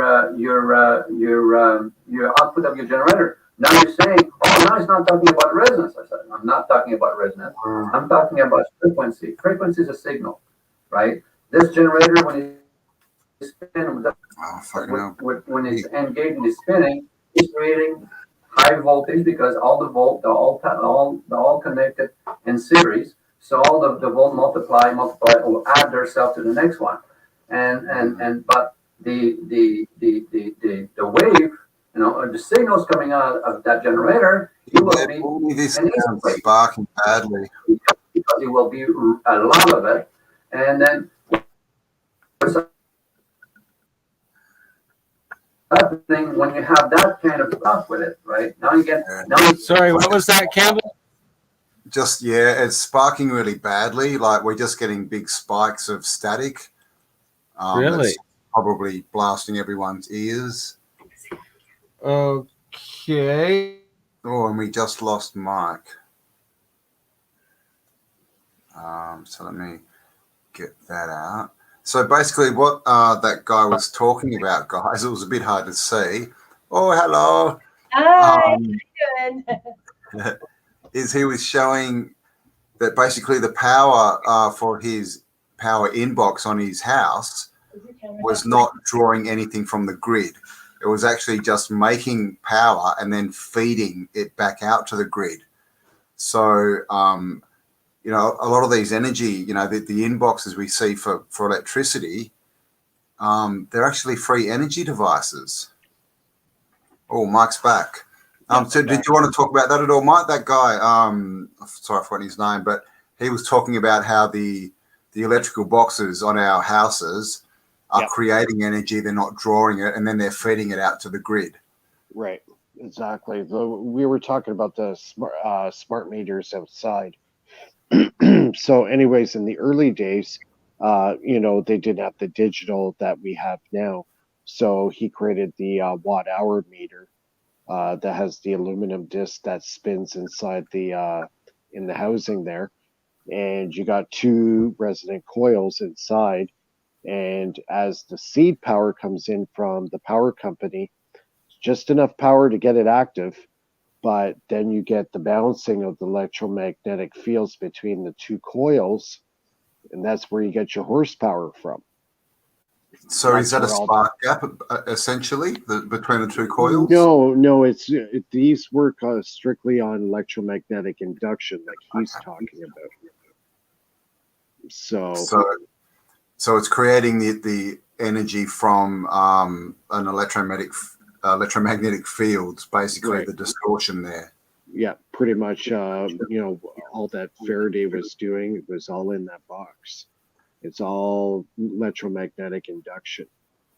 So as long as you got 120 volts AC at 60 hertz and maybe about 4 to 5 amps, that's more than enough to actually make it active. and those coils is what beefs up the power.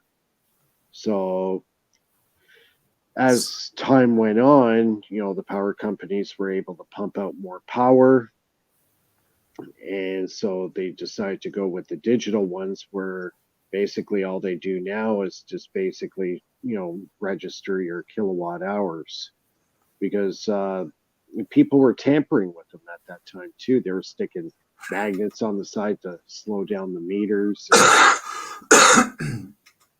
It was like 80% of it was the generator, and the rest of it was the actual dials. And to actually take the dials out of that unit was 2 screws at the back. Take 2 screws, the entire assembly comes right out, and what's left there is the entire generator sitting right in front of you. And so essentially that's what they're still doing. It's just not now. Now they're not drawing it anymore. No, not anymore. It's all done with the green boxes that sit on the lawn outside the house. That's where all the high voltage comes in, gets broken down to 120 volts at 60 hertz, and will deliver about 100 amp service. Now, like here in Canada, some people like to upgrade to 200 amps. So what they will do, instead of merging the two together, they would send 2 120 volt lines together and merge them at the box in your house at your circuit breaker. So it's basically a split phase, they call it. And that's how they merge the two together. And then you get the 120 volts stays the same, but you got the double the amperage. So now you got a 200 amp service. Okay, so that's the difference between 2 and 3 way electricity, is it? Like 3? What's it called? Well, they call it a phase, right? Yeah. So everything in the modern household runs on a single phase. So they bring in 2 phases and merge them as one at the box, at the circuit breaker in your house. So in essence, are they making charge, like current at the box? Like, are they sending in low frequencies, or are they actually creating it and giving us? No, it's being created at the green box that sits out on your lawn. Those big green boxes that. So it's still there. It's still there, but it's not actually at the house anymore. Yeah. It's just in the lawn. It's just a different way of distributing the power, right? Yeah, well, so it's basically so they can meter it better, really, isn't it? Yeah, it's more controlled. They can control it better. So, have you? I mean, I don't know if you've seen any of my videos. Have you come across the whole alternative history, Tartaria sort of field of research? I haven't really touched base with that, no. Because we look into a lot, what we've sort of termed antiquitech, because a lot of these old buildings that we see with domes, the big spires coming up off them, they look like energy generators. And then, of course, the cathedrals, with the organs and the fractal windows and all that kind of stuff. Yeah, it's pretty cool to think that, they were doing this, hundreds, actually thousands of years ago. With these giant cathedrals, especially the churches were designed that way. Even the pyramids were designed as an energy generator. Now the question is, okay, they were making this huge amount of power, but what exactly were they powering? And that seems to be the big $6 million question. The thing that it seems to be missing from all these buildings, it is any kind of wiring or plug system. It seems like they were just, I guess, generating it, and maybe, it's like like Wi-Fi a bit. Magnetic electric sort of transfer of energy, and that's why you see all the steel beams as well as copper beams in the roofs of them connecting the different resonator dome through, and then from those would create your plasma field, where then any ionized gas bulb would light up, right? You're creating a plasma field. Now the big question was, did they actually have that technology back then? And if they did, why? Yeah, like a neon tube, right? Yeah. But the question I have is, exactly that. What were they powering? Were they powering lights? Were they powering Well, this is flying the thing. machines? We see all these, the old style lamps, the Right. cast iron one, and they're the same all over the world. They're all exactly the same design. Right. And you see them on bridges, bridges that are hundreds of years old, and they've got these just coming out of the bridge. You Right. can't see any wiring or anything. Yeah. And with the story we're given, when these bridges were built, there was no electricity, so they wouldn't have put any holes or any conduits in them, waiting for electricity. So how did they get them in there? Yeah, So this is the thing. Were these just running on ambient energy that was just being sent out? Well, that begs the question: were they using that source power, or were they using it in a wireless type application? Because the same with the fireplaces. Exactly. And radium. All this wireless. And it's because AC plasma field. Right. See, it's like electrostatics. Perfect example. If you're like the Tesla ball, the Tesla static ball. Yeah. If I grab an LED and put two wires on it, and the positive wire I would let dangle, and I hold on to the negative. I bring it close to that plasma ball, that light starts to light up wirelessly. So really, yeah, lights up perfectly. So if you keep one pole here and move one, wow. Yeah, just hold on to the negative and attach that to the LED light, and then the positive you just let dangle. I usually use like a 2-foot cable, and I just walk towards my plasma ball, and she starts to light up about 9 feet away. Wow. Yeah. Because we know that there's ambient energy anyway, don't we, in the atmosphere? Yeah, it's all around us. We're inundated by energy around us all the time. It's just a matter of having a wire apparatus that's in resonant frequency with that potential that's in the air. And a good example of that is the static ball, Tesla static ball. You can do it. It's very easy to do. Just grab an LED light, grab two, wire leads with the alligator clips on it. Hold on to the negative one with your hand, so you're making your body as the ground, and let the other one dangle and just walk near the plasma ball. I had one lit up about 9 feet away from the plasma ball. And it's just picking up that radiant energy that's in the air, the static. So field. when you do that, you're creating just a field, basically. Well, you're on the positive end, you're picking up the static field that's in the air. And then now that static field has to go through the LED light because it's one pole, right? This is a single pole system. And this is what Tesla was all getting into in the late 1800s when he was in Colorado Springs. He found out about this new scalar monopolar field. It's only one wire. So as long as you have... Wow. So this is completely the opposite of batteries and this kind of technology. It's completely different than everything.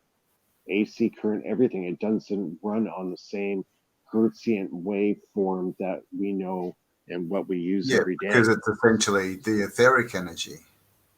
Yeah, it's part of the radiant energy that's in the air. It's a static potential. It's a monopolar field. And so if we knew the frequency of that and we built devices that ran on that same frequency, would they just run? Yes. In essence, yes, they will. And so our main problem is they're changing all the frequencies and all this stuff. Right. It's dirty power, right? So if they cleaned up the power lines, into a very, very controlled frequency, then in essence, all I have to do is make a coil that's in resonant frequency with that field, and I would be able to draw power off that. It's all like exactly. See, there was an experiment done many years before Tesla, where the guy basically got a very long kite with a metal string on it, and he hooked up, the tuning forks that you use to tune up your guitars and stuff like that. Yeah. So he attached that to the edge of the wire, okay, and then 6 miles away, he sent up another kite with a galvanometer on it that can detect RF. And when he rang the tuning fork on the other side, the galvanometer 6 miles away picked it up, but there was no power involved. There was no power put in those antennas.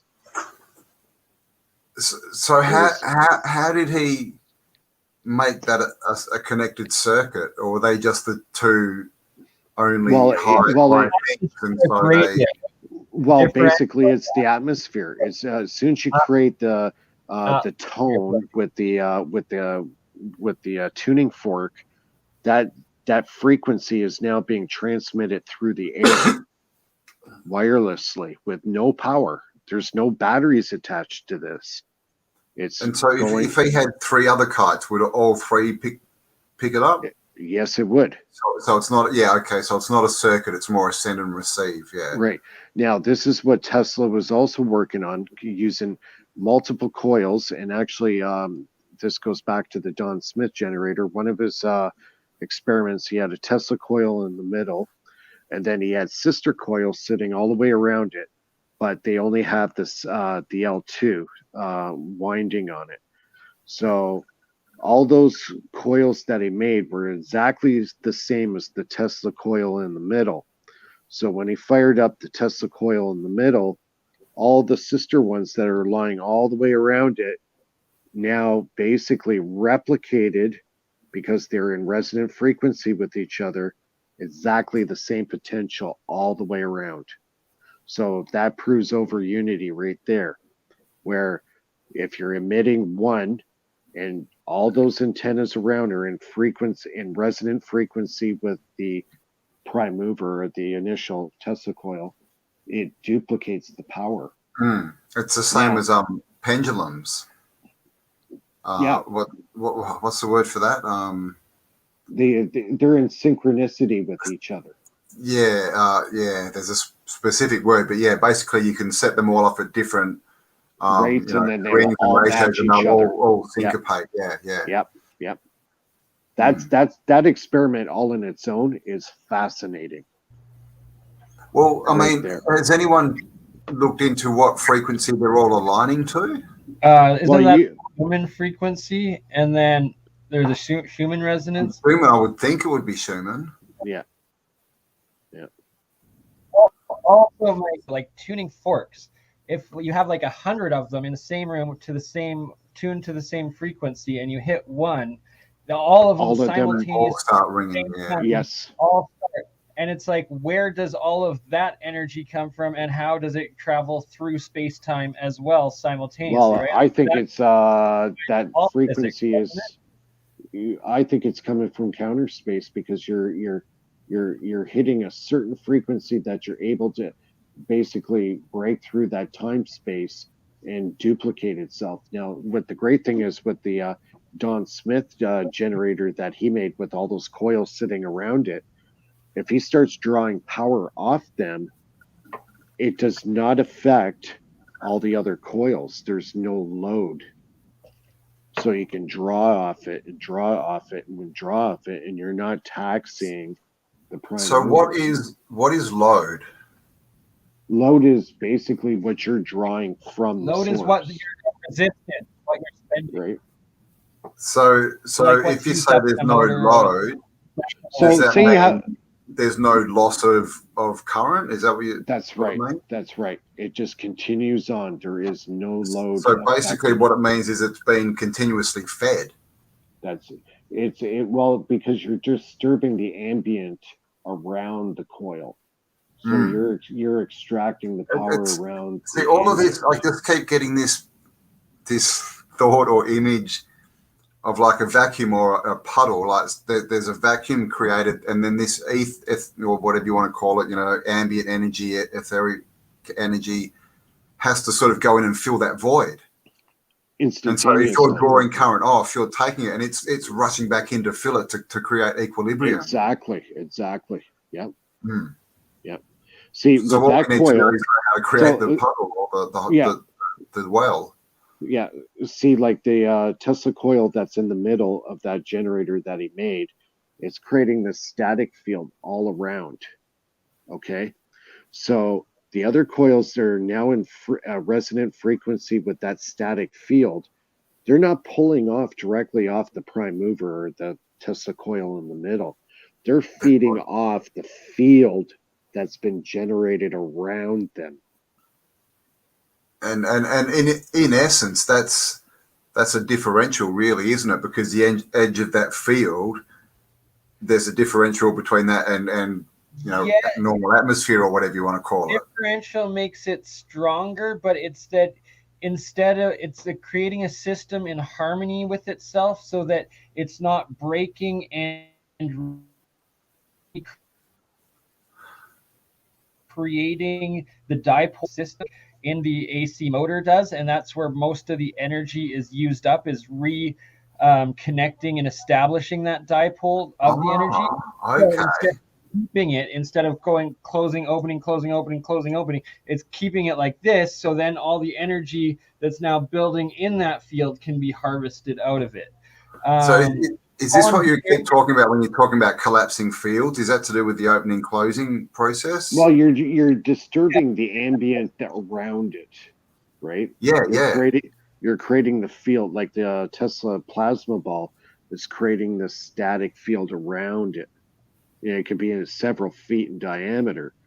So if you have something that's in the same frequency as that source or the dipole, second you get right in that field, it's not pulling it off the dipole or the plasma ball.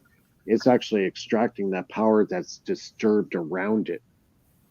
So see, another way to look at it, you have a battery, and you got two wires, positive, negative, going to a coil, right?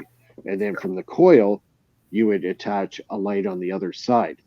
So what will happen is you're going to kill the dipole because you're extracting power directly from the dipole as attached by wires.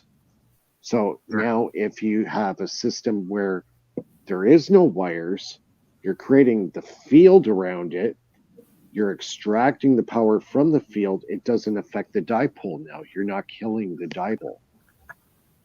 You're just feeding off that ambient energy that's created around it. You're not directly pulling it from the dipole. And that's why it will always be over unity. And so in that scenario, the dipole would be the coil in the middle. Yes. That's the dipole.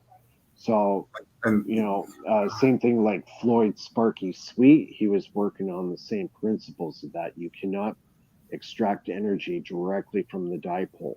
If you do, you kill it.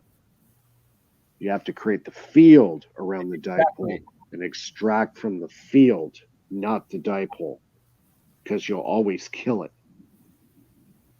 And that's basically how it works. It's not fringe science. It makes sense because you've got your one field in the middle that's been created, and that's then tuning everything to create their own fields, but all those fields interacting create friction or whatever you want to call it, static, and that's where energy is created, and you just draw off that. Is that what's happening? Campbell, if you want to share this video of the PoE coil of the Daniel Nunes channel here, I got up.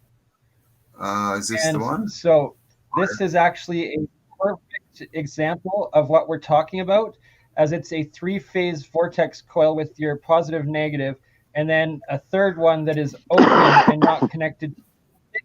And so you have your dipole connected between the positive, negative anode, cathode that are running that are connected to your circuit. And then you're getting that extra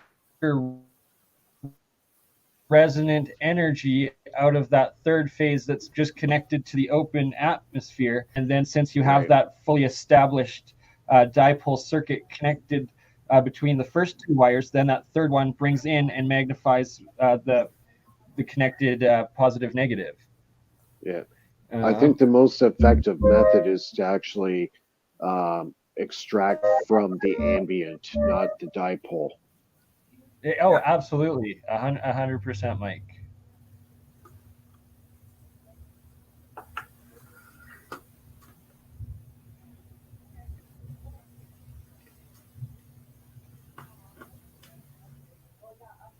Hello everyone, this is Daniel Nunez with OneStopEnergies.com, and today I want to demonstrate the PoE Advanced Vortex Coil 432. This is a tri-fiber design, and this one right now is being oscillated on two separate leads with both of those leads left open on either side. So as you can see, it's broken up to three colors. You have copper, red, and green.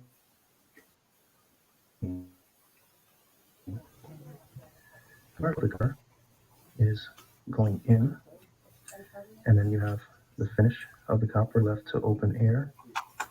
Then you have the finish of the red going in, and then you have the output here left to open air.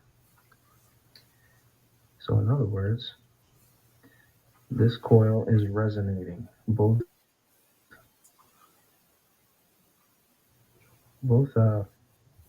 frequencies are matched because it's the same source. However, the energy is going in opposite directions, contorting through the coil. And the third lead that we have in the center of those two conductors is our output. And as you can see, the output is shining brightly there. It's a neon bulb, and that one should be above 60 volts in order to turn on to that degree. At 194,000 hertz, 20 volts peak to peak, I got a reading of the current. The current is at 0.008 going in right over here. It is at 0.010 going across through this neon. So we are seeing an increase in current, and obviously we're seeing an increase in voltage because that has to be about 60 volts. So it's maybe about 3 times the voltage of what's going in. All told, that's pretty impressive. So we have you have the magnet reading with the electromagnetic energy reading. You have electric, which is the electric field. For I don't know what reason it pulsates. And then you also have radio wave transmission coming off of this. Tapers down to a distance. So it's pretty much in the local field. Touching it is probably not the best thing to do while it's in resonance like that, only because of the radio wave transmission. I don't know what that does to biology. Definitely something to be tested. However, the main thing that we're looking at here is an ability to step up voltage and possibly current through a system that doesn't heat up. So instead of having a primary and a secondary in a traditional sense, where the primary is loaded and it bogs down with heat and wasted electromagnetic field energy, this one is working together in resonance to produce said output without any kind of heat. So I just said it's not good to touch it, but the temperature on this is definitely low. It's room temperature.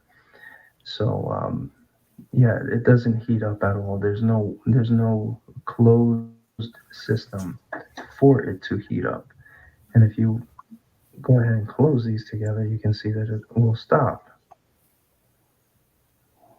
Because this is how a normal pulsation at that frequency of 194,000 hertz, this is what it would normally do. It would not turn on a neon bulb at all, and that's how it normally normally reacts in that way. So yes, you can take it a step further and just experiment here with what happens on the output lead, and you can see that the high voltage is actually pretty pronounced. This kind of behavior is more like a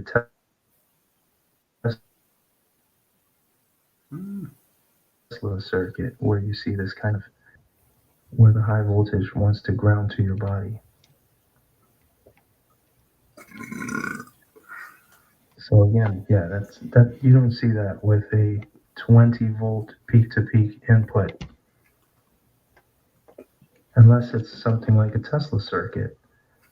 And this one, it definitely is not a. So I just wanted to share that with you all. Something exciting and a little bit different than what a lot of people are used to when they look at electricity. See how he's holding it? Or optimal design for circuits. See how he was holding the bulb?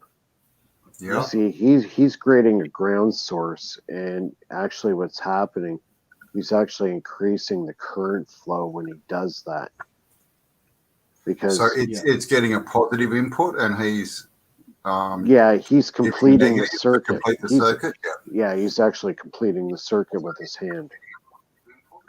Wow, and just for everyone watching, that coil, there's no power source. That's literally just a winding, a coil, and it's well, he's putting a signal into it. He's putting a signal into it. What's he? So, What's he putting into it? Yeah, he's using that signal generator, the white box that they showed there.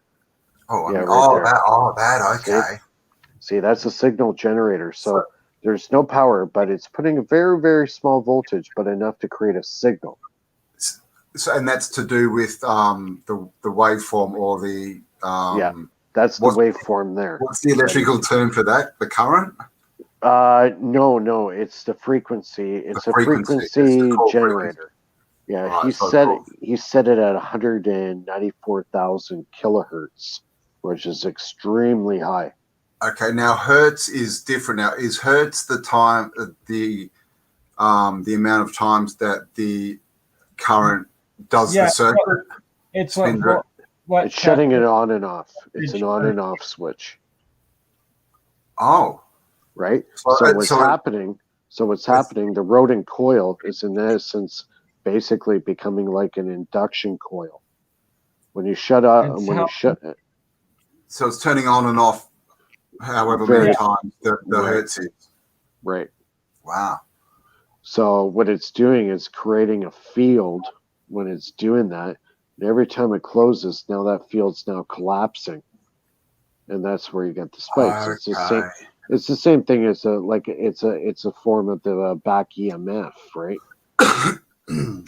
Now, if he were to add, say, like a capacitor on either side, you would get like a same effect, like a tank circuit. Sorry, what circuit? It's called a tank circuit. So is that kind of like a belt? Well, it's just an inductor with a capacitor, and then you inject power. So what's going to happen is the capacitor will get saturated. Then what it'll do is release that power. It'll travel to the inductor, fill that up all the way to the top, and then it can't hold it anymore. So it's going to release it again and bounces. So it's basically like a simple oscillator. And that's the basis of what they call a tank circuit.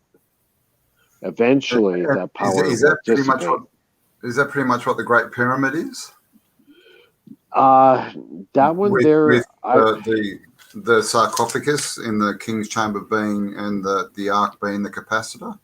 Well, I think a better depiction would be the Ark of the Covenant. Yeah. So on its own. Okay. Yeah. Yeah. The Ark of the Covenant was basically a giant capacitor. That's what it was. But and the Eagles the spark gap, right? how You the got the The spark angel. gap. Yep. or the Queen's Chamber specifically fits the Ark of the Covenant, so that the Ark of the Covenant was the ark that powered the pyramid before, and then when Moses / Akhenaten left, with it, he took the power out of Egypt and power out of the pyramids. Yep. And even the Ark of the Covenant had the spark gap. Yeah, between That's the where- angels. Big time spark gap right there with the angels. Oh yeah, probably several million volts right there. So what do you think about the stories about the radiation sickness? Do you think that they're real, or could a device like that, doesn't sound like it could be giving off radiation?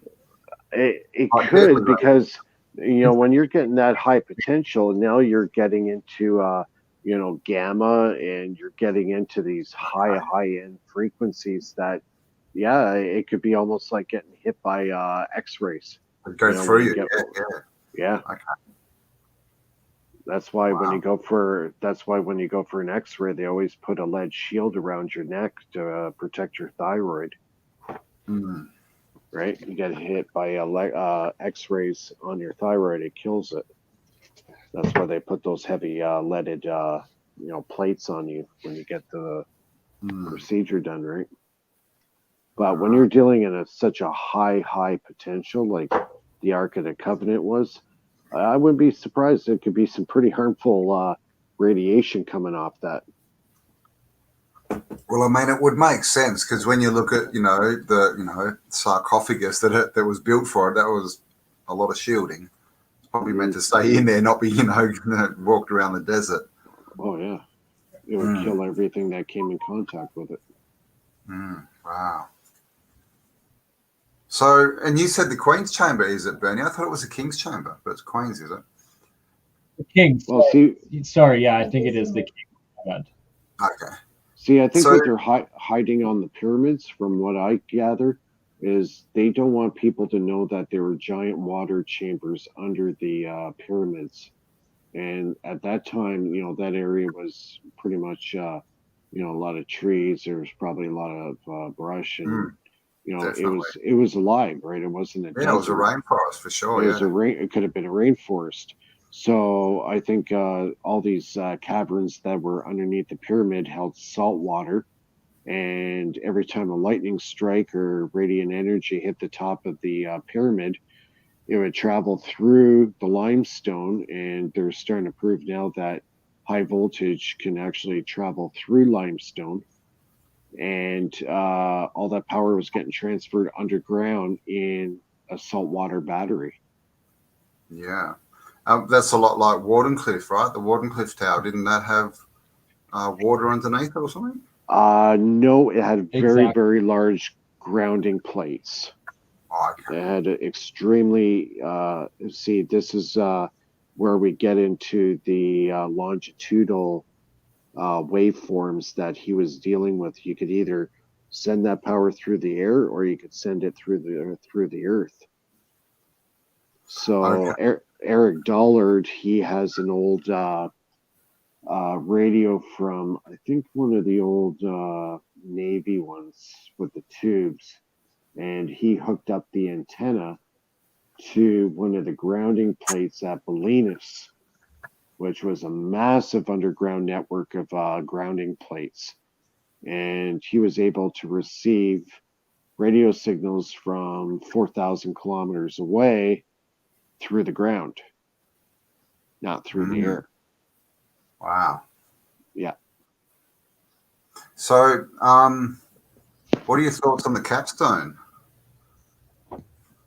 The capstone, what, on the pyramid? The missing capstone, yeah. I don't know. That's a good question. It very well could have been made of gold. Yeah, well, that's what a lot of people say. And of course, gold, gold's a conductor, and exactly, and it would be a perfect target for a lightning strike. So yeah, exactly. So you mentioned limestone. Yeah. The thing is like mortar, right? Mortar is basically lime, right? As long as it has limestone in it, as far as I know, high voltage electricity will travel through it very effectively. Because I mean, we look at a lot of architecture, old architecture, and I've been thinking about the bricks, and obviously red bricks have got red iron oxide in them, so they're like an iron. And when you look at bricks, a brick wall, that's the iron brick, and it's completely surrounded by mortar, which is limestone. So immediately it kind of starts to look a bit like orgonite, the way that it's made. But now that you say that electricity can travel through limestone, it could also work as like a circuit, because they've all got big spires and antenna things on the roof. Yeah. So the mortar could be the way to get the current down, couldn't it? It could act as a dielectric. Which means, sorry. Well, you need the dielectric as a separator, right? So you would have like, say, like a steel plate, like a perfect example, a capacitor. So you have one steel plate, then you would have the dielectric in the middle, which is usually like a plastic type material. So something that's not electrically, that doesn't conduct electricity. Right, a dielectric, okay. And then you would have another plate on the other side. Yeah. So when you charge up the one side, it will travel to the other plate through the dielectric. So it's basically a separator. What does that do? Does that create like a differential or a gap, or? Well, it's basically it's hard to explain. It's a way of just keeping those two plates separate from one another, so it's able to transfer without touching. See, if you had two plates touching together, you wouldn't get the effect. You wouldn't get the effect. It's like the Earth. Earth ground is one plate. The atmosphere is the other plate. And then when you get the conditions just right, let's say like in a thunderstorm where that area is now becoming conductive, that's when you get your lightning bolts. So a dielectric is like an insulator that like prevents them from connecting, but it still carries the current along the surface of it. So right, to the point where it comes close enough where it wants to merge. Okay, so it's nothing to do with fields. It actually is just running it over, and those two currents connect on the dielectric. Right. Yeah, gotcha. They don't connect. Not connect at the end, And is that a way to sort of stop those plates losing charge and basically? Right. Yeah, so it's like your plate, your static plate, like your what do you call it, like wax paper, or like the feather, the glass. These are the sort of static electric dielectric materials used. Yeah, so you like got basically, it allows the electric field to travel through without the two plates actually coming in contact with each other, right? Yeah, because once they touch, then you've only got one field. Like that's right. It shorts itself out. The key is that it makes it one directional flow of energy too, though, through that material, through the dielectric. Right. So it gives it the direction of the current in the binary ones and O's in. Is that because it's non-polar? It's just a medium? Dielectric is double polar, right? You have a negative and a positive on one end. That's the whole thing. The dielectric makes it so the energy can only go one way. So it's both. Right? So that's polarizing it. Yeah. Now there are capacitors that are polarized, so it can only go one direction. See, when a capacitor goes bad, it's usually due to the dielectric failure. So the field is so intense, it punches a hole right through the dielectric, and then it shorts itself out. Because the plates can touch. Yeah, okay. Yeah. And so, back to terms, a capacitor. What does it do? Just build up energy, like to obviously capacity. Yeah, it builds up a field, right? It's building up the field. It builds up the field, and then it only lets a certain frequency through, right? So that That's right. it's what we're on 120 or 240 over in North America. It's what takes that energy from the big flow and turns it and only allows that frequency through. Cool. So if it's a pyramid and it gets struck by lightning, and that runs down into the arc then grabs that current and then only releases a certain frequency or whatever down into the rest of wherever it's going. Or it's stored in a battery. Or it's so yeah, I think I understand that. Yeah, so it's basically the regulator almost. Yeah. It's just well, the underneath the pyramid, if my theory is correct, and there is like these galleries where the salt water was, that would be storing the electrostatic potential in it, like a Baghdad battery. Yeah. And now those galleries, they can be directed anywhere you want, kind of like the wires in a circuit, and transported wherever you want. Like I've actually had this happen a few times to me, where I would have enough charge on my body and I would come up to a water tap and go to turn the tap on and I'd get zapped by the water. Yeah, I get that all the time. Car doors and things, yeah. Well, this is actually through water. Oh, through the actual water. Oh, not the actual tap. Okay. Yeah, I'm talking about the water.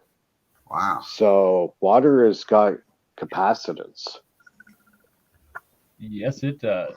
If you have a lot of minerals like calcium, iron, copper could be in it. That's material in the water that very much could store electricity. Wow. And it's also magnetic too, where you can actually put a magnetic field beside water that's coming out of the tap, and it'll actually bend the water coming out. Yeah, and music frequency as well. Have you seen that one? That's pretty cool. Yeah, all that. Just another question on Egypt. Well, I got you here. Obelisks. Do you think they're part of a system of wireless transmission? It's possible. That's kind of out of my expertise. I know, right? Oh, don't worry, mate. In a month, your brain will be running down your chin, like at the side of your head. My cheeks are already starting to sag. We've got lots to blow. You know what? I wouldn't rule it out. Honestly, there's so many secrets, and the Smithsonian's been hiding so much stuff for centuries. Centuries of information that should have been out. They're withholding it. We could go off on a tangent. Back in those days, there were giants, and that's not a tangent for this. we could go in a completely different direction there. And they were giants. Yep, they were definitely giants for sure. Definitely. Now half of them are at the bottom of the ocean thanks to the Smithsonian. I've got all the articles. I've got them all from the 1800s when they were finding them and digging them up. If you ever get a chance, a suggestion for a guest would be Stephen Quayle. If you ever want to do a show on I think I've heard that name. He's probably one of the leading guys. Glasses? He's an older fellow now. Probably. Yeah, he's in his. I would say he's probably close to his 70s. He's older. Yeah, he's older now. He's been on Coast to Coast quite a bit. You should look him up, and for a suggestion for a guest, he would make a great guest. If you wanted to get into some biblical stuff. Mike, there's what's what they say, right? Have you ever seen Vinnie Vincent here, Roy's work on replicating Ed Leedskallen's flywheel and his anti-gravity works? I've heard of it. I haven't really investigated that. I'm just gonna pop on his video here because it's very relevant to all of the research you're doing, and This is Roy back again. I think he'll love Get what right you to find. it. See here. All right, so got a pipe over here and a pipe over there. Stuck some glass bottles on there because they're going to be wound up with some resistance wire. Resistance wire, you're saying to me, Roy. Why would you use this thing? And it was about a year ago. I had a little space heater here, and it broke. Took it apart, and I found out that the resistance wire in there, same wire as right here, same wire that's in your hair blowers. This resistance wire had resistance. When you turn it on, it had the resistance until it heated up. And once it heated up, the resistance went away. And that's what we're going to be looking for here. Sort of a grounding system for Earth through resistance wire. We'll get into that later. So moving along, guys. I want to show something a little quick here. I got a compass there. I'm just going to turn this.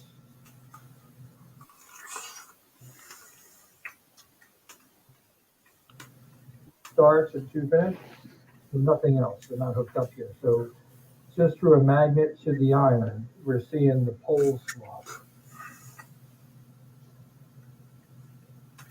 Okay, you can see it's a little ticking back. So basically, we're changing the polarity in this PMH right now, which Ed talks about in his magnetic compass. Is that not cool?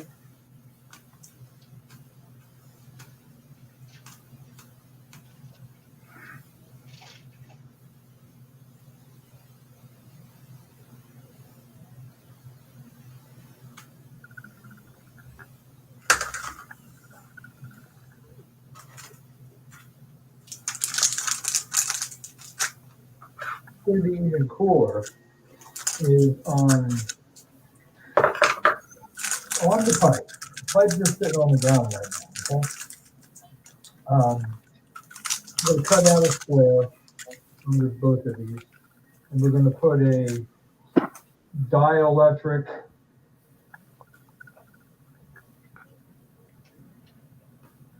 potential down there. Okay, and that's going to come from on Ed's picture. You can't see it, but at Coral Castle, he has two of these round flanges. One's on the top and one's behind it. You can't see the other one. And so one would be a capacitor. And that capacitor is once you separate the charge, that capacitor becomes a possible high potential, but also becomes a electrostatic. And that electrostatic is 90 degrees off from electromagnetic. So there goes how you create the electrostatic.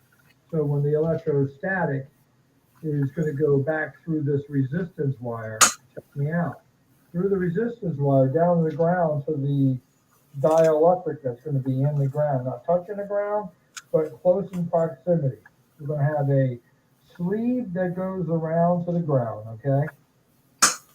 With a bunch of points coming out. And that's the outer sleeve. Then the inner sleeve from that outer sleeve will probably have a nice little gap, and it will be the receiver for the bottom end of the coil that's going to go down this pipe. This pipe is going to have a coil similar to that, but a little different because we're going to be looking to increase the voltage. So we're going to drive the voltage up, and inside this pipe, there's going to be an array sitting on top of here before the bottle gets a hold of it. And that's going to be sort of like a flange. And then there's going to be a center core in this in the middle of this, in the middle of that coil, which will slide down in here. So, and that core will come up a ways into the bottle, and will actually probably come up to about here. And if you look on its bottles, half of them are broken out, and we'll break one out. We'll put a contact here, sensitive contact. So on the top of that rod is going to be a magnetic contact that's going to contact and make contact there. And when that does, it'll open up the capacitor to discharge through the wire core there. So it's filling up with energy in the casing, in the iron, and there's no loss here because the center core is also is attached at the top here at the flange. Actually at the bottom. It'll be attached at the bottom. So the core is up in the bottom, close to the top. The flange around here will become a pole, the opposite pole with that core is in that coil. So we're going to have two poles real close right here. So we're going to have a strong magnetic field going on. Got me thinking there. But so that's what's going on in the bottle here. You can see we have a switchy device there. If I want to use it, I could use it. You can also see when you start moving fast, the poles can't even keep up. And not to mention copper sleeve over the iron. But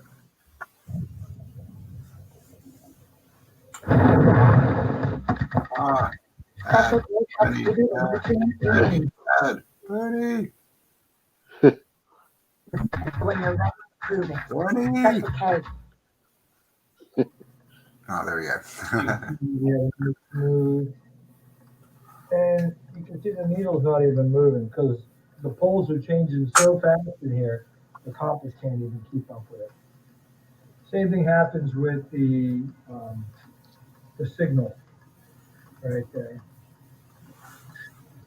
Cool stuff. So is that's creating Max, just look at this thing.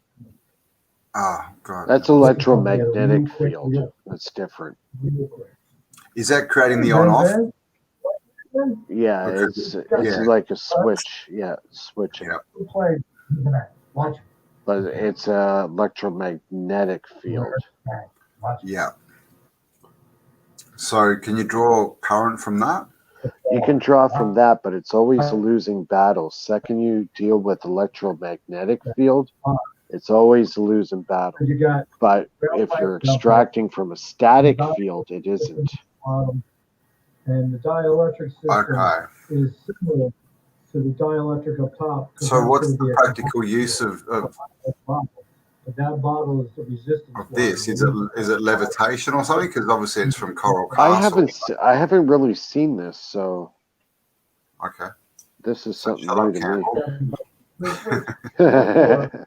Affecting everything that we're all standing on. So all the energy in this whole planet is in the ground. The substance, the base is in the ground. And what we're going to do is every time this pole switches and switches over here, I got these out of phase. And you're saying to me, what? What are you talking about? That set of coils and that set of coils, the positive and negative. The positive, when it, you see these are lined up. Right? You see they're aligned right there. Bam. All right.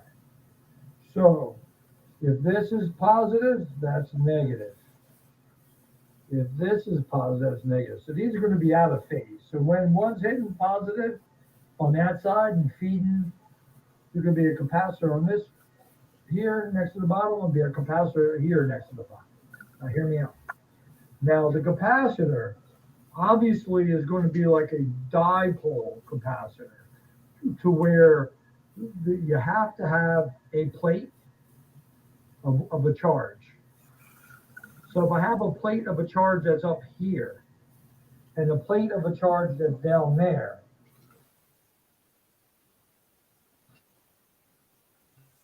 now look at what this plate is, and then it's going to flip and do its pole flip in the pipe. Go not as well in the pipe, but as well as the two capacitor plates in the top and bottom.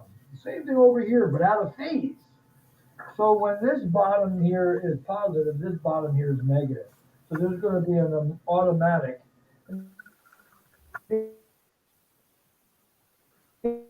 These are maybe a little few inches more, but that's it. I didn't want them to react too much other than just regular ground electrostatic. So this becomes like a U shape over here. Okay, you guys got it?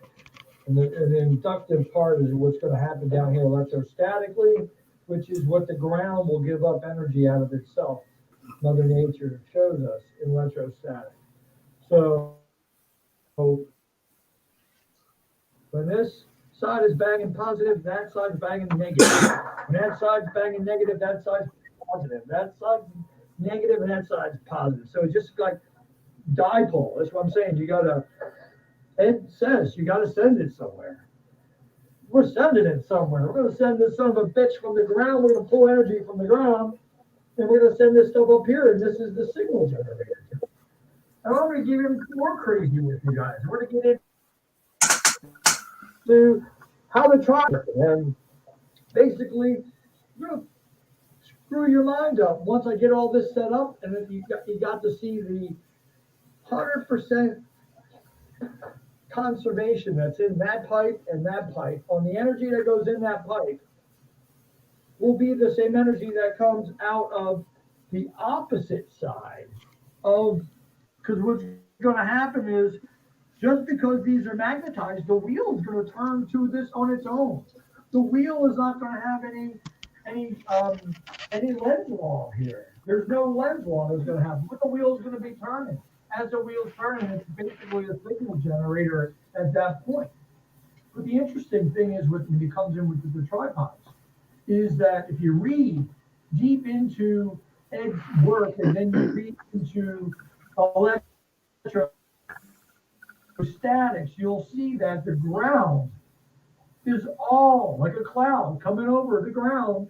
All that ground is having the same charge on the ground.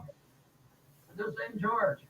So that's why I believe Ed was able to figure out how to put the charge in the whole area of the ground. And then with the tripod, he signaled out. What I'm going to show you guys is blow your mind. Signal out from this, and I'll have a light bulb light up across the room from the we'll call it the event, the single event. And every time this makes and breaks through this, there's going to be an event. An event is going to be between the ground plate, the upper plate and the ground plate, as well as the antenna. A dipole antenna, which is the ground is going to be one pole, and the top of the tripod is the other pole. And that's where, guys, sorry to interrupt. We're going to take this regular rock, actually Ed's coral rock here, from his area. Same damn coral. That's from Yeah, I'm gonna have to head out here soon. Yeah, me too. It's getting a bit late, but yeah. Yeah, it's 2 a.m. here, so. Oh, is it 2 a.m. there? Oh my gosh. Yeah.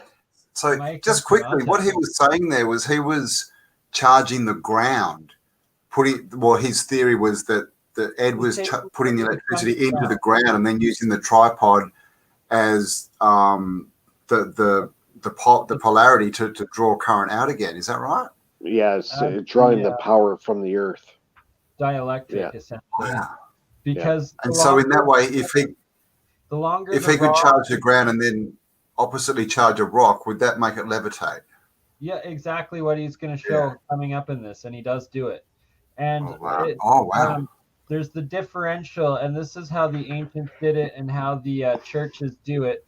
The longer the cable you have going into the ground, the longer the differential charge in that grounding cable. And then it's the exact same for the higher your peak or your cable goes up into the sky, your spire, your cone resonators, or your tower, is a bigger differential. And then connecting the two through any sort of these plasma interactions, or flywheel interaction, or harmonic resonant dynamic system is how yeah, then what I would utilizing do and is when you taking and get John harnessing Hutchison on, I would get him to watch this. Yeah, are you still getting Hutchinson? Are you still doing that, Bernie? Oh, yeah. Oh, that'll be good. But yeah, there's no guarantee, but it's happening because it's going to be Mike, because it'll be Mike's second or third interview with them, and I do have a meetings. Have you already interviewed him? And Guru and Mike mentioned it right at the beginning. Have you already spoken to him? No, I haven't seen them. I'll have to have a look. But yeah, we'll have to let Mike get to sleep. He's fallen asleep there. But it's probably a good point to end. And we'll do another chat, of course. And maybe next time we can hit start off on the levitation kind of bit, and because that also ties into the sort of Hutchinson effect and all that kind of stuff. Yeah, the rotating electrostatic fields and gravitics, electrogravitics. The stuff that Townsend Brown was working on. Absolutely. And John knows quite a bit about that stuff. I'd definitely be asking him quite a few questions about that. Do you still have the links or the recordings of your interview or interview? Oh God! Oh, we're talking way back 2005. I would have to dig it up. I have it on CD-ROM. What's that? Yeah. What's that? But it wasn't uploaded to the internet, so hey. I guess there wasn't really streaming services way back then. No, I basically ran a web server right out of my house with a static IP, and actually ran it like that. Wow. So yeah, it was pretty ghetto. Cool. Alrighty. Well, thank you for everyone in the chat. I have been looking at all your comments. Again, we seem to have run out of time again, so we'll definitely have to have a Q&A on we did almost 3 hours. So I know. Before we go, my lovely partner Amber has. Amber, is she in the chat? She was upstairs with my dad doing their own science experiments. No, talking about minerals and there she is. Things. So Bernie's dad has a friend from the part of Russia that borders the what is it? The Baltic Sea. Which camera am I looking at, baby? Right here. This one. So his dad got me this giant piece of amber, and I know that the quality is not great. That's good. However, if you look at it very closely, there is a spider petrified within it. No way. For real. Look at the size of this piece of amber, though. That he got. It's a big chunk. Is that not from a giant tree, maybe. And then tell him about the science experiments. So he showed me all the ways to verify whether amber is legitimate. So first one is you take 2 cups of warm water, and I think it's mix it in, dilute it, and if the amber floats, it's legit.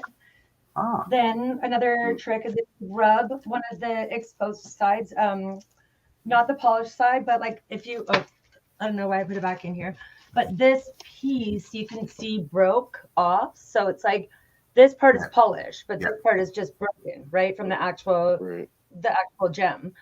And if you rub it, you can smell it. You can actually smell the amber, so it should smell like pine and pretty perfumey. Yeah, right. And the third test is if you take a UV light, it should have a green or a blue hue to it. And those are the 3 tests to check if amber is real. Well, there you go. Right. The so more we know. My name is Amber, so I've been given Amber numerous times, right?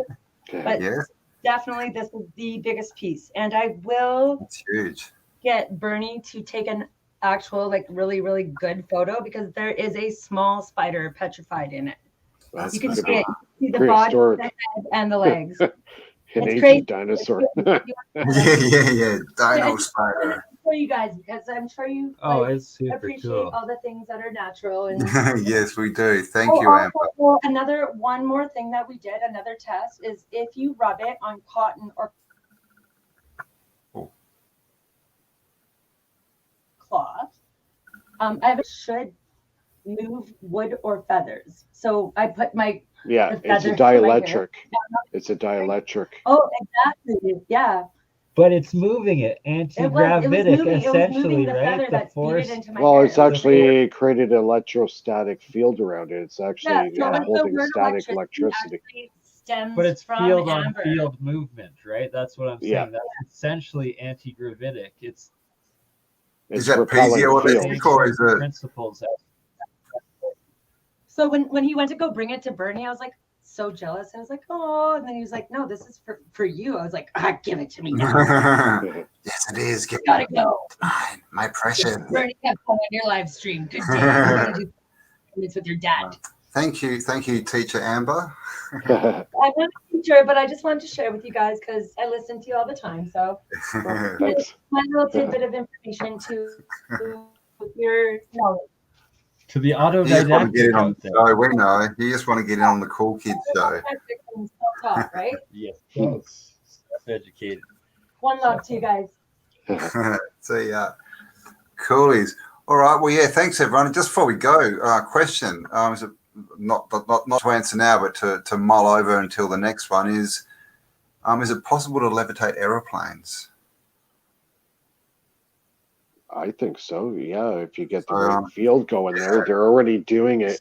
They're already doing it with the B-2 stealth bomber. The B-2 stealth bomber, they got the leading edge that's fed with a high static potential on it, and I think they've been experimenting with the anti-gravitic properties of static electricity. So it's very possible.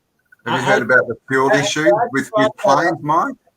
Well, I think what they've done is basically expanded on Townsend Brown. Because we've had a few people look into fuel, and where's the fuel in the plane? Where's it stored? How heavy is it? And they say it's stored in the wings. And is that even possible? So the B-2 bomber, at least half of its propulsion, when it gets up to a certain speed and certain height,